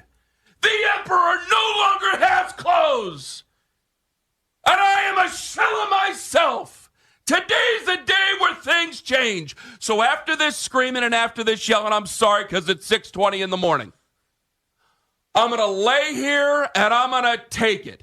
If you got something to yell at the Browns, you yell at them. If you got something to yell at Baker Mayfield or John or Freddie Kitchens, you go ahead and let it off your chest. If you got something to say to me, you go ahead and say it. Because I made a guarantee that I'm personally responsible for. I have let myself down. I have let you down. I have let everybody down. So for the next 3 hours and 40 minutes, you got something to say to me, you go right on ahead. You will not get anything back from me. I got it coming to me because I'm a damn fool for having any faith whatsoever in this train wreck. Goodbye. that was Ken Carman from 92.3 The Fan in Cleveland. Oh, man. Man, did he sum it up? Did he not say everything? The next savior of the franchise. All the BS were fed every single year. Anyway. Is he not saying everything that we just think all the time? Yes. I'm a damn fool. We are all fools. We all wear the orange and brown glasses. And that was a great description. Every single year. And you know what I was thinking about this on my drive over here? Like I said, I watched the games twice. The first time I go down to O'Donnell's and I watch the games and I bring my kids with me. So I can't drink excessively. I would just want to get blackout drunk. No, I really wouldn't. And my God, enough already. At the break, we were talking coaching, the play calling in the red zone. Let's take some shots in the end zone. Let's put the ball in your playmakers' hands. Let's take some shots to Odell. The problem is that Baker does not have a big target this year. Jarvis Landry, not that tall. Odell is 5'11". Callaway, not that big. Well, my question, all these guys that were supposed to be the piece in the new empire being built, what happened? What happened to last year when they had Higgins, Landry, and a couple of guys that aren't there anymore? You know, what happened? Where did it all go? I understand it's a different season. I get that. Last year, they called Todd Haley's offense. This year, they're calling Freddie Kitchens' offense. So they called Todd Haley's offense better than Todd Haley did, but then when Freddie Kitchens puts in his offense with Todd Monken, he can't call his offense as well. Let's be honest about last year. Todd Haley was purposely tanking so he can get the head coaching job. And they saw right through his game, and that's what happened there. I don't understand. I don't get how you have this much talent on your football team and you're this bad. And the offensive line has not been the greatest, but we got to stop pointing the finger at the offensive line. Nick Chubb is rushing for 100 yards. Yeah. They're not horrible. Baker Mayfield has time to throw the football. But what is he looking for? What is the progression now? He's not reading defenses properly. He And now- throws into double coverage constantly. What was his key last year? 2-3 step drop, get rid of the ball. Yes. Now we're in a shotgun. We're still taking 2-3 step drop words. And we threw the ball behind the line of scrimmage. And we threw the ball down the field. He holds on to the ball. In the NFL, it's a nanosecond, a split second between a guy being wide open and a guy being completely blanketed and covered. And if you watch Baker Mayfield during the game, he's tapping the ball. He's patting the ball. One little pat is the difference between a guy being wide open and a guy being covered. And that's the problem right there. He's indecisive. You've had an upgrade in talent. A huge upgrade. And a decrease in productivity. Now, wait a minute, though. Have we really had an upgrade in talent? Because on paper, Eric Kush and Wyatt Teller is a definite downgrade from Zeitler. But you can usually account for that. You can usually find that guy that will be serviceable. Our two tackles played way, way better than they're playing this year. Hilliard is a poor man's Duke Johnson. Duke Johnson was much better than what he is. And thankfully, we're getting Kareem Hunt back. So, are we better? Well, wasn't that the excitement at the beginning of the year? It is. But we're not. And we have a call. Oh, I see. I think this is the guy that backed out on us tonight. Couldn't take it. He's sitting somewhere stressing out. Dave Garcia joining us. Listen, I couldn't take the heartbreak after the Ken Carman stuff. That really, it really just I couldn't take it. But I heard you talking about the whole Baker Mayfield situation, and it's just I feel like he's not looking at more than one guy at a time. Like every time, and why is he throwing in double coverage? Like if we have a drive of 10 plays. At least 8. He's throwing into double coverage if we're not running the ball. He's not seeing either the linebacker or the safety who is underneath. He's not seeing that player. But what happened to the offense where he was throwing to 6, 7, 8 receivers a game last year? Folks, this is Youngstown legend Dave Garcia on the phone. I don't get it. And then there was an interview, I think yesterday or the day before, Aqib Talib was saying how they game plan for Baker. I don't know if you guys talked about it already, but he said that they game plan for Baker to roll out right all the time and to only make one read every single time. And obviously it worked for him. So like, the kid is just, I want to give him a chance. Just like how we were all caught up in being, oh man, we're going to go 11-5 or 12-4 or what have you, you know what I mean? We were all so caught up at the beginning of the season, and all of a sudden, we just got this big piece of coal, just sitting up in Berea. So is it a talent issue or is it a coaching issue? It's a coaching issue. It's a coaching issue. Freddie is just he's competing with Ken Carman. I know. We need a guy that's going to be there that has more experience. Not only that, but can be humble enough to take everything else and say, you know what, this isn't working very well. Let's try to do something else. Hey, Todd Monken. Hey, Wilt. What do we need to fix this?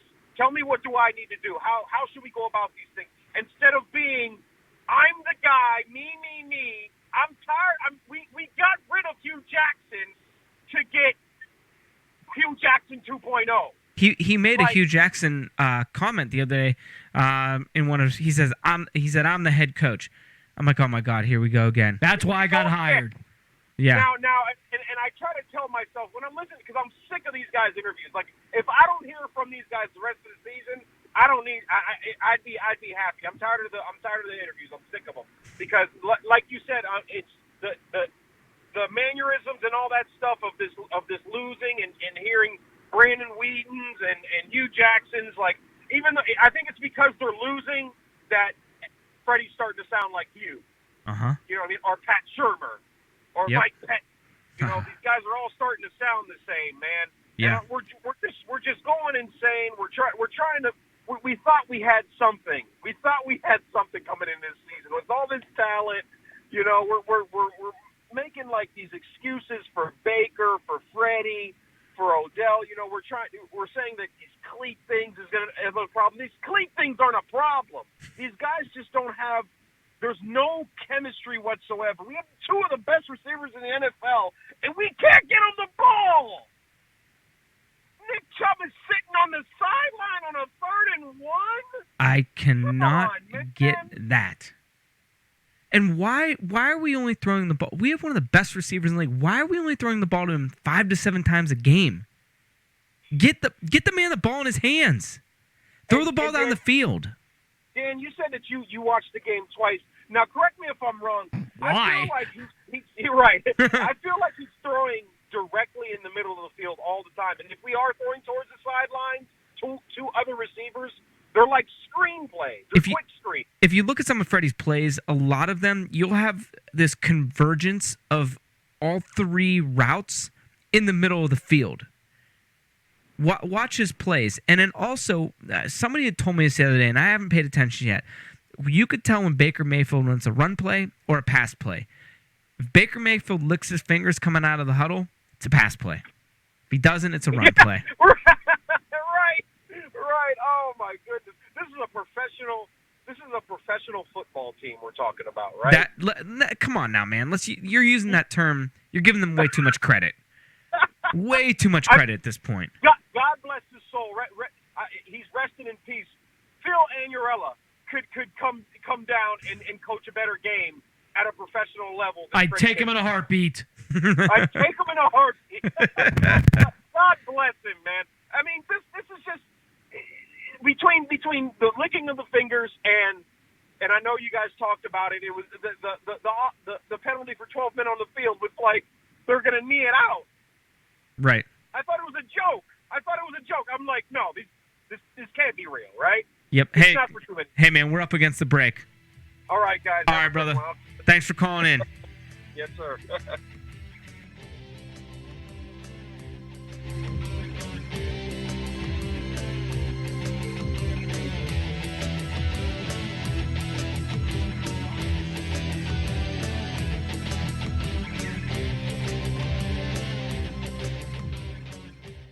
This is Matt Lipsack, the voice of the Youngstown Phantoms, and your home for Phantoms hockey is Western Reserve Radio.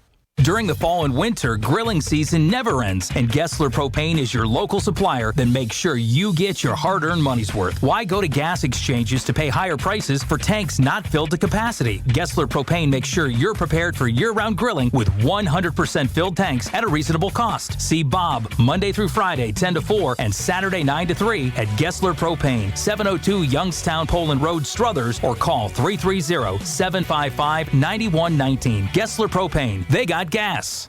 When you're in the market for professional painting, think Bassiano Painting, a name you can trust. Owner Brian Bassiano has been in business for 16 years.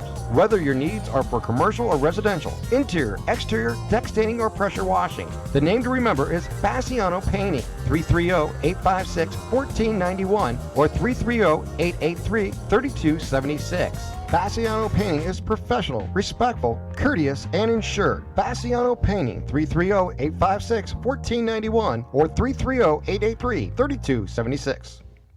This is Jerry Snodgrass, Executive Director of the Ohio High School Athletic Association. One of my long-standing goals is to help people understand that high school sports are about so much more than wins and losses. The OHSAA promotes education-based athletics, where sports are an extension of the classroom. Our schools all want to win. There's no doubt about it. But at the end of the day, it's all about sportsmanship, leadership, and making certain that academics are a priority. Thank you for your support of high school sports in Ohio. This is Brian. And Vinny. From Fight Night in Youngstown, and you're listening to Western Reserve Radio on the Live 365 Network.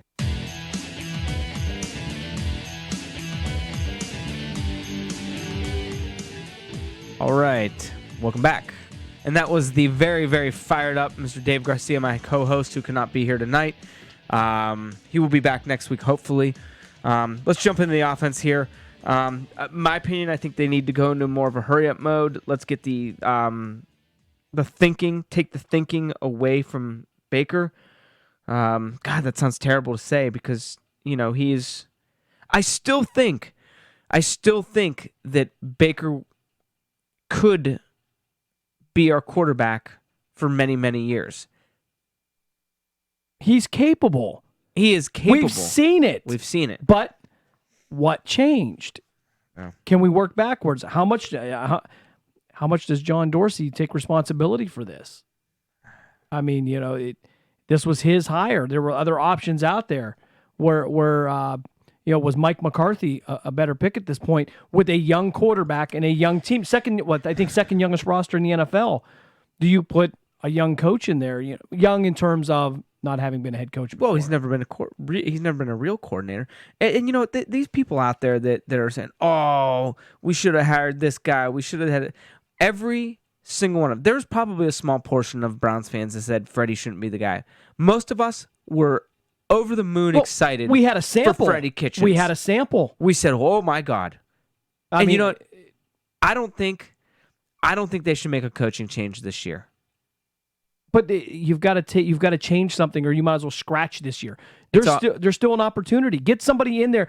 You know what? Give Monken an opportunity. Freddie needs to stop calling plays. That's number one. I mean, be a head coach.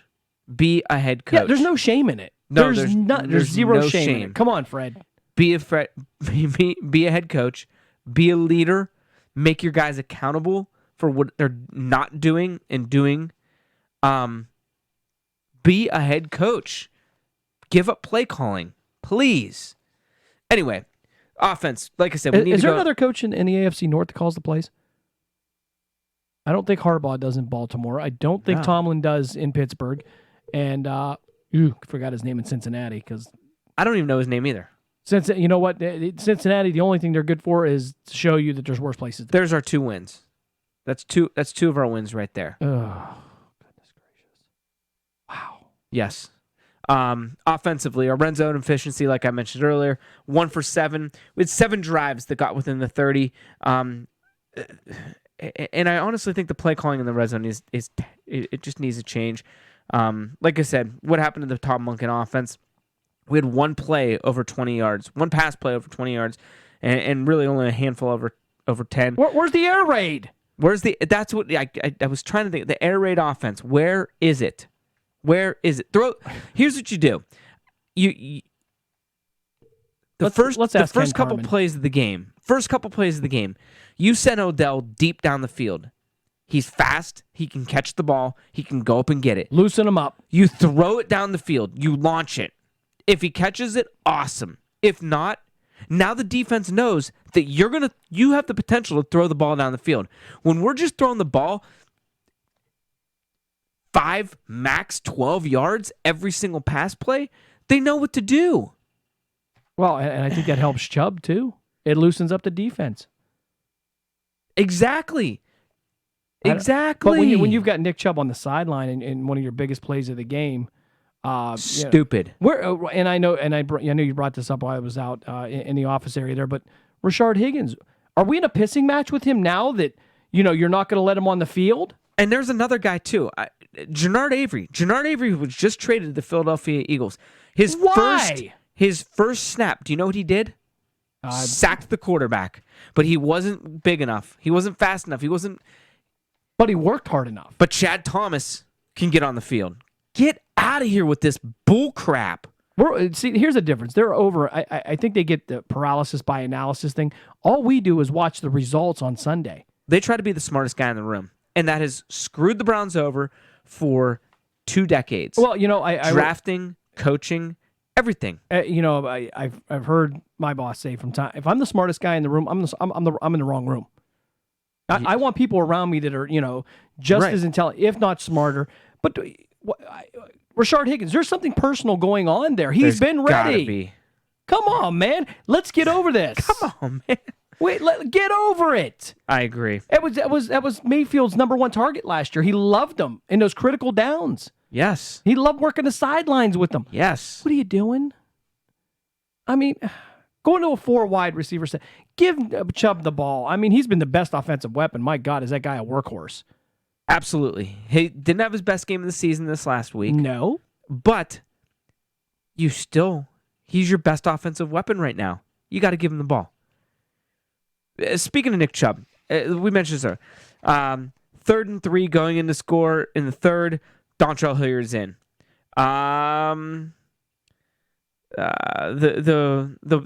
The drive right after the fumble recovery, Joe Schobert knocked out. 2nd and goal, Chubb's out.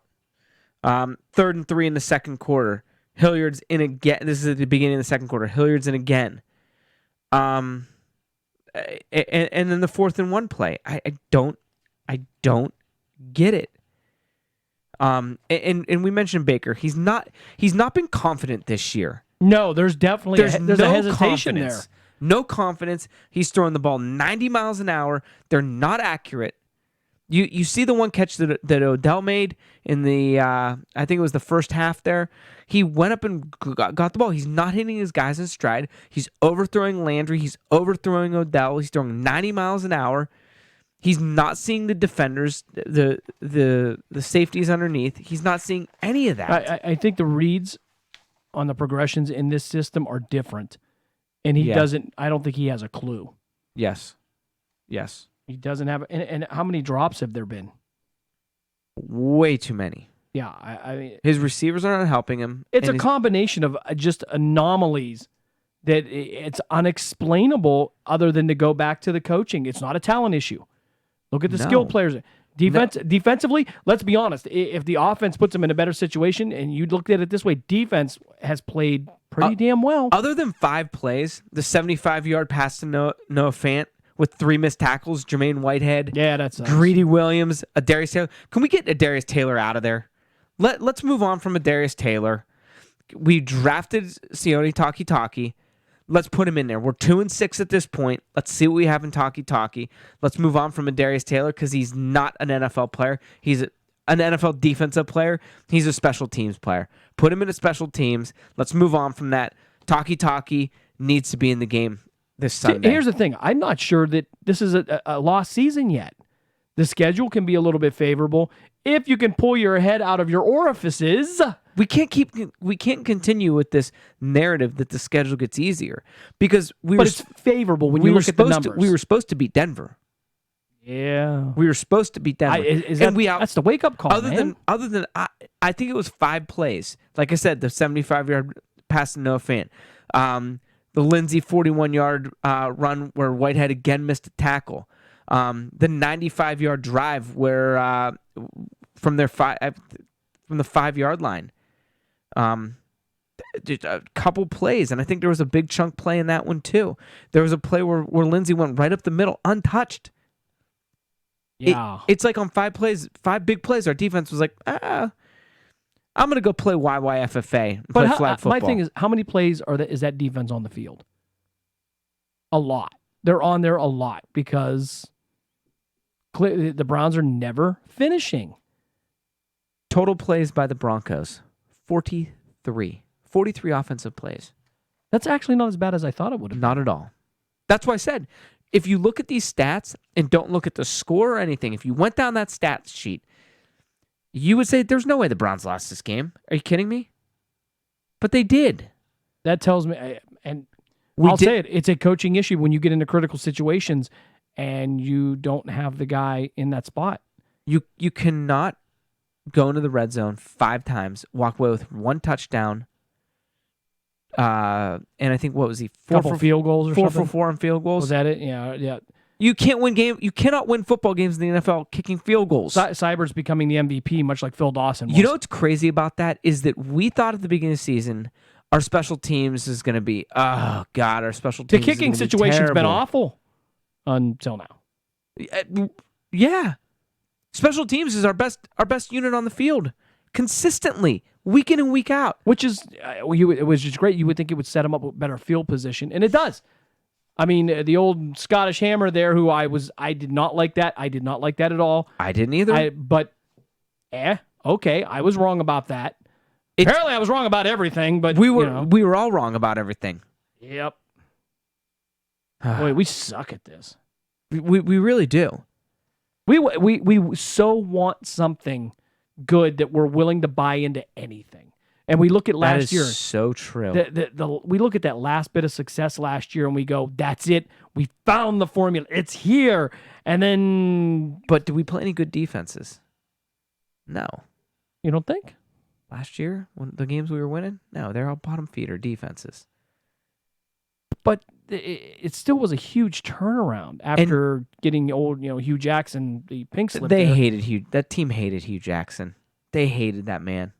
Well, I think they're going to develop that same hatred for Freddie Kitchens at this point. I really think that's going to happen. When you have a player out there tweeting at fans and media members, that's not good. That's things boiling over. That's lack of discipline. That's frustration. That's frustration. I mean, you name it. That's what it is. Yeah. So let's dive in here. We got the Bills coming up on Sunday at 1:00. A 1:00 game is nice. We haven't had one of those in a while. It's funny when we had all 1:00 games. I'm like, man, why can't we have a later game? Why can't we have a game? Why can't we be in prime time? Yeah, I'm gonna be honest with you. I'm not a fan of primetime games. You know what? Win or lose, because I'm in bed. Oh yeah, way before that game's over. But you know, normally. after all of this, you know what you tell them? Shut up and sit down. That's right. See you at 1:00. That's right. I mean, I don't know. That's right. But what's the fix? If I gave you one thing, I said fix it. That'll fix it. What is it? Number one, I'm taking play calling away from Freddie Kitchens. I think that's primarily it. That's number one. We'll go 1A, 1B on this because we'll see. I want to see what you say on the other one. I'm going to say personnel management. So 1A, 1B all falls under the same thing. Yeah. All right, we'll get back here and we'll be wrap back. this up in a little bit here. Yeah. Put a bow on this. Here on the Browns Therapy Session.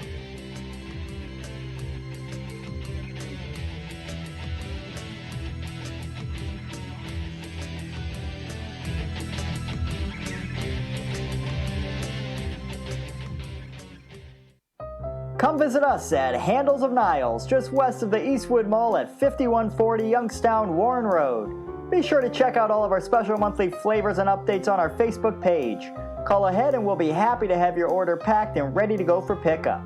Call us at 330-505-0865. Don't forget we're open 11 a.m. to 9 p.m. all year round. Handles of Niles is a proud sponsor of Mahoning Valley High School football on Western Reserve Radio. Awesome prices and quick service, affordable and friendly. These are real customer reviews of Fairway Tire located at 116 North Main Street in Niles. Not only does Fairway Tire offer tire service with over a dozen brands available for everything from passenger vehicles to farm tires, Fairway offers brake repairs, suspension work, custom exhaust work, and more. You can expect excellent customer service and superior tire knowledge at Fairway Tire. Visit Fairway Tire at fairwaytireoh.com or make an appointment today by calling 330-652-9700. For over 30 years, the Mahoning Valley Italian American Sports Hall of Fame Scholarship Foundation, its officers, members, and financial supporters have granted over 300 scholarships to students seeking post-secondary education. As a nonprofit organization, the Hall of Fame offers scholarships to any high school senior graduating in 2020. Applications can be obtained by contacting your school's guidance office or by searching online. The Mahoning Valley Italian American Sports Hall of Fame Scholarship Foundation is proud to be a sponsor of Mahoning Valley High School football on Western Reserve Radio. This is Matt Lipsack, the voice of the Youngstown Phantoms, and your home for Phantoms hockey is Western Reserve Radio.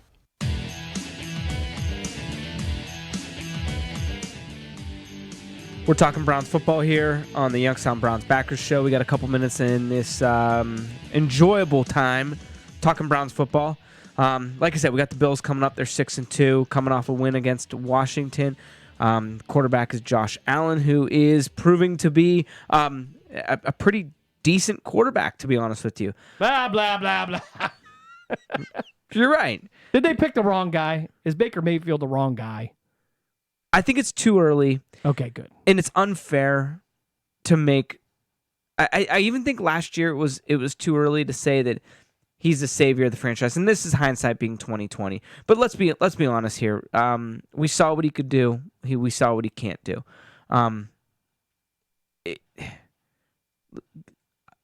Give me a year to answer that question. Is he the guy? Because I think you need to give him the end of this year, next year, to see what he can do. You really can't grade an NFL player or a draft until 3 years out. You know. I don't know what's going to happen in 3 years. I don't either. We'll see. Ken Carman may not make it. No, he'll have an aneurysm. Their run game has been done pretty well. Frank Gore, Singletary, what's his first name? Devin Singletary, I think. Yeah, he's made a little splash himself. Yeah, 20 carries, 95 yards, 1 touchdown. On the year, he has 267 yards, 2 touchdowns. He's averaging 6.7 yards per carry.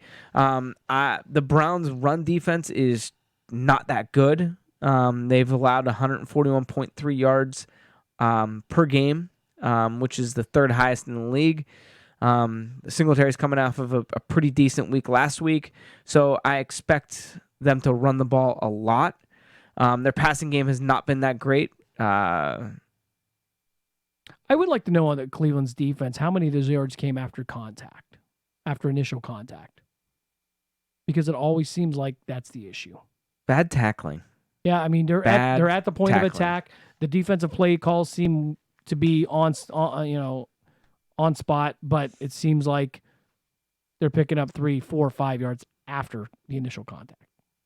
Yeah. I expect this to be a ground and pound game. Hey, Buffalo's not Both too much teams. different than us. They're Nope. not. Nope. I mean, there's a lot of similarities there. Yeah. Except they're 6-2 and we're 2-6 over here in Cleveland. Wow. Who would have thunk it? No one. Didn't expect this at all. But we're only halfway through the season. This could get turned around. Here's positive Dan coming out with less than a minute left in the show. Let's hear it. We could turn this around. We can. We fixed these mistakes. 5 plays last week what blew the game for us. You got about 30 seconds. And positive Dan is over. The Browns did not win this week. We put up 17 points max. They put up 31. 31-17. Okay, on that note. Sorry, Browns. You lose this week. Hopefully the my negativity and the opposite rubs off and they win. You're listening to Western Reserve Radio at westernreserveradio.com on the Live 365 network and the Live 365 app. Quicken Loans presents the Sports Flash, driven by Jeep on Western Reserve Radio. The Ohio State Buckeyes are the new #1 team in college football as the playoff committee rankings were released on Tuesday. The Buckeyes are 8-0 and will face Maryland on Saturday. LSU is second, followed by Alabama and Penn State. Clemson, the defending national champs, are 9-0, but they were ranked 5th. The Cleveland Cavaliers lose to the Boston Celtics 119-113. Colin Sexton with 21 points to lead the Cavs. Tristan Thompson had 19 points and 13 rebounds. Kevin Love pitching in 17. Celtics shot 56% in the victory. Cleveland has now lost 3 in a row in 4 of their last 5. They'll face Washington on Friday. The Columbus Blue Jackets, they lose to the Vegas Golden Knights 2-1. Boone Jenner scored his 4th goal of the season. Riley Smith had 2 goals for Vegas. Columbus has now lost 5 in a row. Start building your legend today. It's the Jeep Celebration event going on now at your local Jeep dealer. I'm Tony Desiri, and that's your Sports Flash on Western Reserve Radio. How do smart, hardworking roofing contractors keep jobs running smoothly? They save time with Beacon. The Beacon Pro Plus app features online ordering, automated rebate tracking, and online bill pay. Choose products like high-quality CertainTeed shingles and accessories. Easily find the style, color, and quantity, and let the app do the ordering for you. With Beacon Pro Plus, order 24/7 from anywhere. You work hard, now work smarter. Download the free app at beaconproplus.com. This is Jay Farner, CEO of Quicken Loans, and we want to help your house feel more like a home with some of the lowest refinancing rates ever. Rates have dropped so much that many Americans can reduce their rate. You may be able to save money on your monthly mortgage payment right now. The rate today on our 30-year fixed-rate mortgage is 3.99%, APR 4.18%. Call us at 800-QUICKEN or go to rocketmortgage.com. Rates subject to change. Pay 1.375% fee to receive this discounted rate. Call for cost information and conditions. Equal housing lender. Licensed in all 50 states. NMLS number 3030. Catch all of the spring and summer action of Cleveland Cobras minor league football here on Western Reserve Radio. Follow the Cobras as they compete in the Gridiron Developmental Football League against top teams from across the nation in pursuit of a GDFL championship. And if you're looking to continue your football career after high school, college, or even the pros, go to clevelandcobrasfootball.com or contact Jesse Caldwell at 330-416-3442. The kick is up, and the kick is good! Whether you're kicking the game-winning field goal, or simply walking for recreation, your feet take care of you and you need to take care of them. Dr. Jeffrey Molinaro specializes in the prevention, diagnosis, and treatment of your feet, ankles, and related structures of the legs. Call 330-544-4141 to make an appointment with Dr. Molinaro and let him keep you on your feet and in the game. Dr. Molinaro is a proud sponsor of Mahoning Valley High School football on Western Reserve Radio. Calling all Phantoms fans 12 and under. Sign up for Sparky's Kids Crew. For just $25, you get 10 game tickets, a Phantoms hat, a drawstring bag, discounts at the team shop, plus the opportunity to be a part of the fan tunnel during Friday night games and attend the special Kids Crew pickup party. Have your parents call 330-747-7825 to sign up today. That's 330-747-7825. Life is often unpredictable, so protect your home, car, business, and so much more by contacting Carrie Ratliff and State Farm Insurance. Call Carrie for a free quote at 330-757-0707 or stop by the office at 59 West McKinley Way in Town One Plaza in the heart of Poland. Let Carrie and her staff help you manage the risk of everyday life, recover from the unexpected, and protect your dreams. Carrie Ratliff State Farm Insurance is a proud sponsor of Mahoning Valley High School football on WRQX AM 600 and Western Reserve Radio. During the fall and winter, grilling season never ends, and Gessler Propane is your local supplier. Then make sure you get your hard-earned money's worth. Why go to gas exchanges to pay higher prices for tanks not filled to capacity? Gessler Propane makes sure you're prepared for year-round grilling with 100% filled tanks at a reasonable cost. See Bob Monday through Friday 10 to 4 and Saturday 9 to 3 at Gessler Propane, 702 Youngstown Poland Road, Struthers, or call 330-755-9119. Gessler Propane. They got gas. When you're in the market for professional painting, think Bassiano Painting, a name you can trust. Owner Brian Bassiano has been in business for 16 years. Whether your needs are for commercial or residential, interior, exterior, deck staining, or pressure washing, the name to remember is Bassiano Painting. 330-856-1491 or 330-883-3276. Bassiano Painting is professional, respectful, courteous, and insured. Bassiano Painting, 330-856-1491 or 330-883-3276.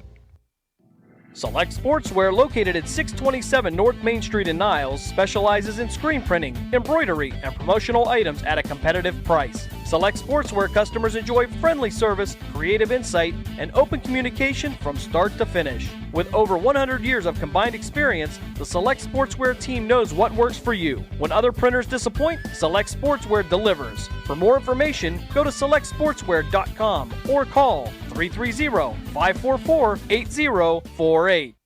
App.com for all of your creative gifting needs.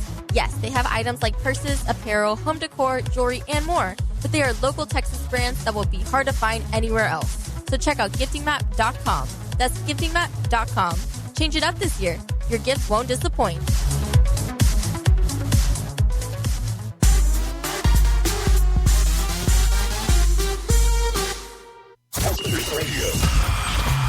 This is the NBA Show. The NBA Show on SB Nation Radio. And on SBNationRadio.com. Presented by Rocket Mortgage by Quicken Loans. From the O'Reilly Auto Parts Studios, here's Gary Aid. And welcome into the NBA Show. Thank you so much for tuning in. We really do appreciate it, on air and online at SB Nation Radio, SBNationRadio.com, and of course the SB Nation Radio app. Gary Aid here with you, taking you up till 10 o'clock Eastern tonight on SB Nation Radio. Andrew Carlson is on the other side of the glass. And the phone number, as always, 800-224-2004. Man, I'm pumped up. It's NBA season. We're a few weeks in, beginning to get a sense, early, still very early, but beginning to get a sense of kind of who's who. Couple we predicted, couple kind of surprising, couple were wild cards, and we're kind of beginning to get a feel for where they're going and which way they're headed. So a spattering of national correspondents today on the show. Joining us at 8:25, one of my personal favorites. Love talking to this guy, Jordan Greer, Sporting News NBA editor. Twitter at Jordan Greer 42. He'll be joining us at 8:25, so about 20 minutes from now. Another personal favorite, Keith Smith, writer for Yahoo Sports.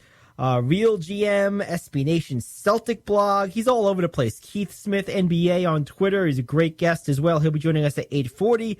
That is what is on tap for hour number one as far as guests are concerned. We also have a bit of a take on Stephen Curry. We gave you a little bit about this last week. We would go into greater detail in a couple of minutes. Also some stuff on LeBron and the Knicks as well. So that gets you set for hour number one. And of course, we have a whole second hour to play with later on in the evening, hanging out till 10 o'clock Eastern. And I got to tell you something. One team that we spent a lot of time with last week was the San Antonio Spurs. And I got to tell you, that's a team that continues to be very, very impressive. So part of the top five, which will be in hour number two, is my top 10 teams. So I very deliberately refrained from adding the Spurs to the top 10 last week because I had too many questions coming into the year and I wanted to see more. Well, I've seen more. So will they or won't they? We'll decide that later on as well in terms of their placement in my top 10 or not. All right, we're going to take a quick break. When we come back, Steph Curry, LeBron, and the Knicks coming up on the NBA show on SB Nation Radio and SBNationRadio.com.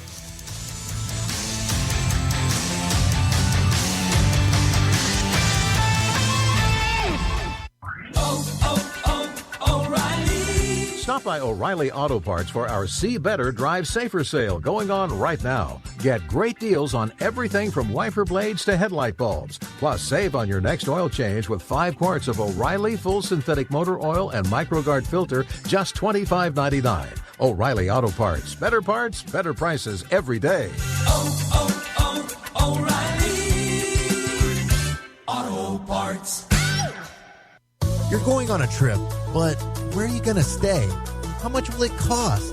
Well, it'll cost less by booking on BestHotelRates.com. BestHotelRates.com works with all the top hotels in the country while delivering you great hotel and room choices for the best prices. Why wait? Go to BestHotelRates.com, enter your email address, and start shopping for your next hotel room. BestHotelRates.com, it's in the name.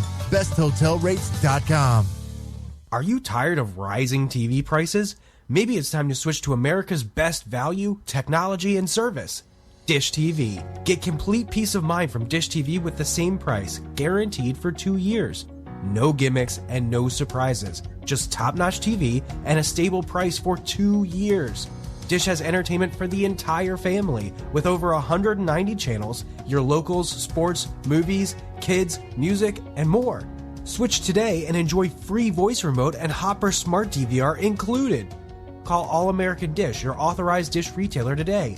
Call 800-950-4600. Again, 800-950-4600. Call now, 800-950-4600. 800-950-4600.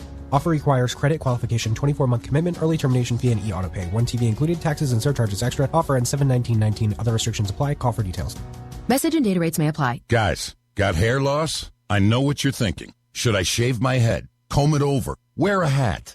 Just stop. This isn't 1970. Keep your hair and your confidence because Bosley, America's #1 hair restoration expert, can give you your real, natural-looking hair back permanently. They're giving away an absolutely free information kit and a free gift card to everyone who texts EASY11 to 85850. Dude, you don't have to look like your dad because this isn't your dad's hair loss treatment. People all over the country trust Bosley because they use the latest technology to give you your real hair back. You wash it. You cut it. It's your own real, naturally growing hair. And the best part, Bosley's permanent solution is protected by the Bosley Guarantee. Let them show you for free how awesome your hair could look with an absolutely free information kit and a gift card for $250 off. Text EASY11 to 85850. That's EASY11 to 85850.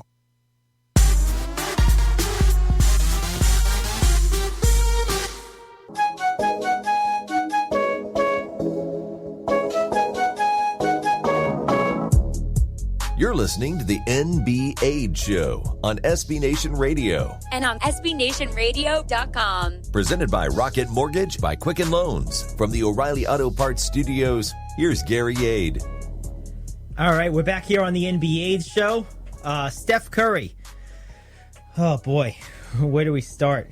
So I've been saying for a lot of years, for a very long time, that this guy is really not capable of carrying his team. And this was the year we were going to find out.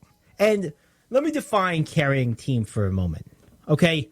I'm not one of these numbskulls who thinks, oh, you didn't win a championship by yourself. Michael won by himself. No.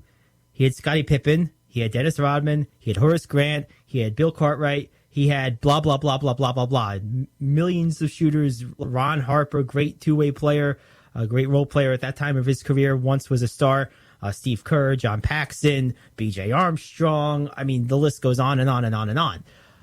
When I say carry a team, I mean to competitiveness, right? To contention. It's what separates LeBron and Dwayne Wade from Carmelo Anthony. I mean, it's what separates guys like James Harden and guys like Russell Westbrook from people like Steph Curry and candidly Anthony Davis. He did that once. 1 year with Cousins. That year they were pretty good and they made the playoffs. But I mean, that's what separates the great players from the really good players, or the all-time or top of the league great players from the next tier down type of players. And there's no shame in being that next tier down, but he's absolutely that next tier down. Steph Curry has never, ever been on a team that needed him every night to perform at an all-star level the way the Houston Rockets have needed James Harden to do over the last several years. He's never in his life had to perform at an all-star level each and every night with no chance for backup the way Russell Westbrook had to for most of the last few years. And both of those guys, Westbrook and Harden, led their teams to contention and or the playoffs each and every year. And that's what I mean by contention. Be in the playoffs, maybe win a round, or if you're in a deep conference like this year's Western Conference, be in the playoff hunt till the end. So 48, 49, 50 wins. Look, if you get close to 50 wins, 48, 49, 50 wins, and you miss the playoffs because it's a loaded conference, that's fine. But I've always contended that Steph Curry couldn't do that, and has never proven to be able to do that. He's always been incredibly streaky, always had the ability to live with those streaks because Klay Thompson, Draymond Green, who's a role player himself, that's a different story. Kevin Durant, of course, later on, that great bench. If he didn't do it, someone else could and would. And they all benefited from that to a degree, but Steph Curry even more so, because I just don't think he's capable of it. And the problem is he's billed as that type of player, and he's just not. And this was the year we were going to find out. But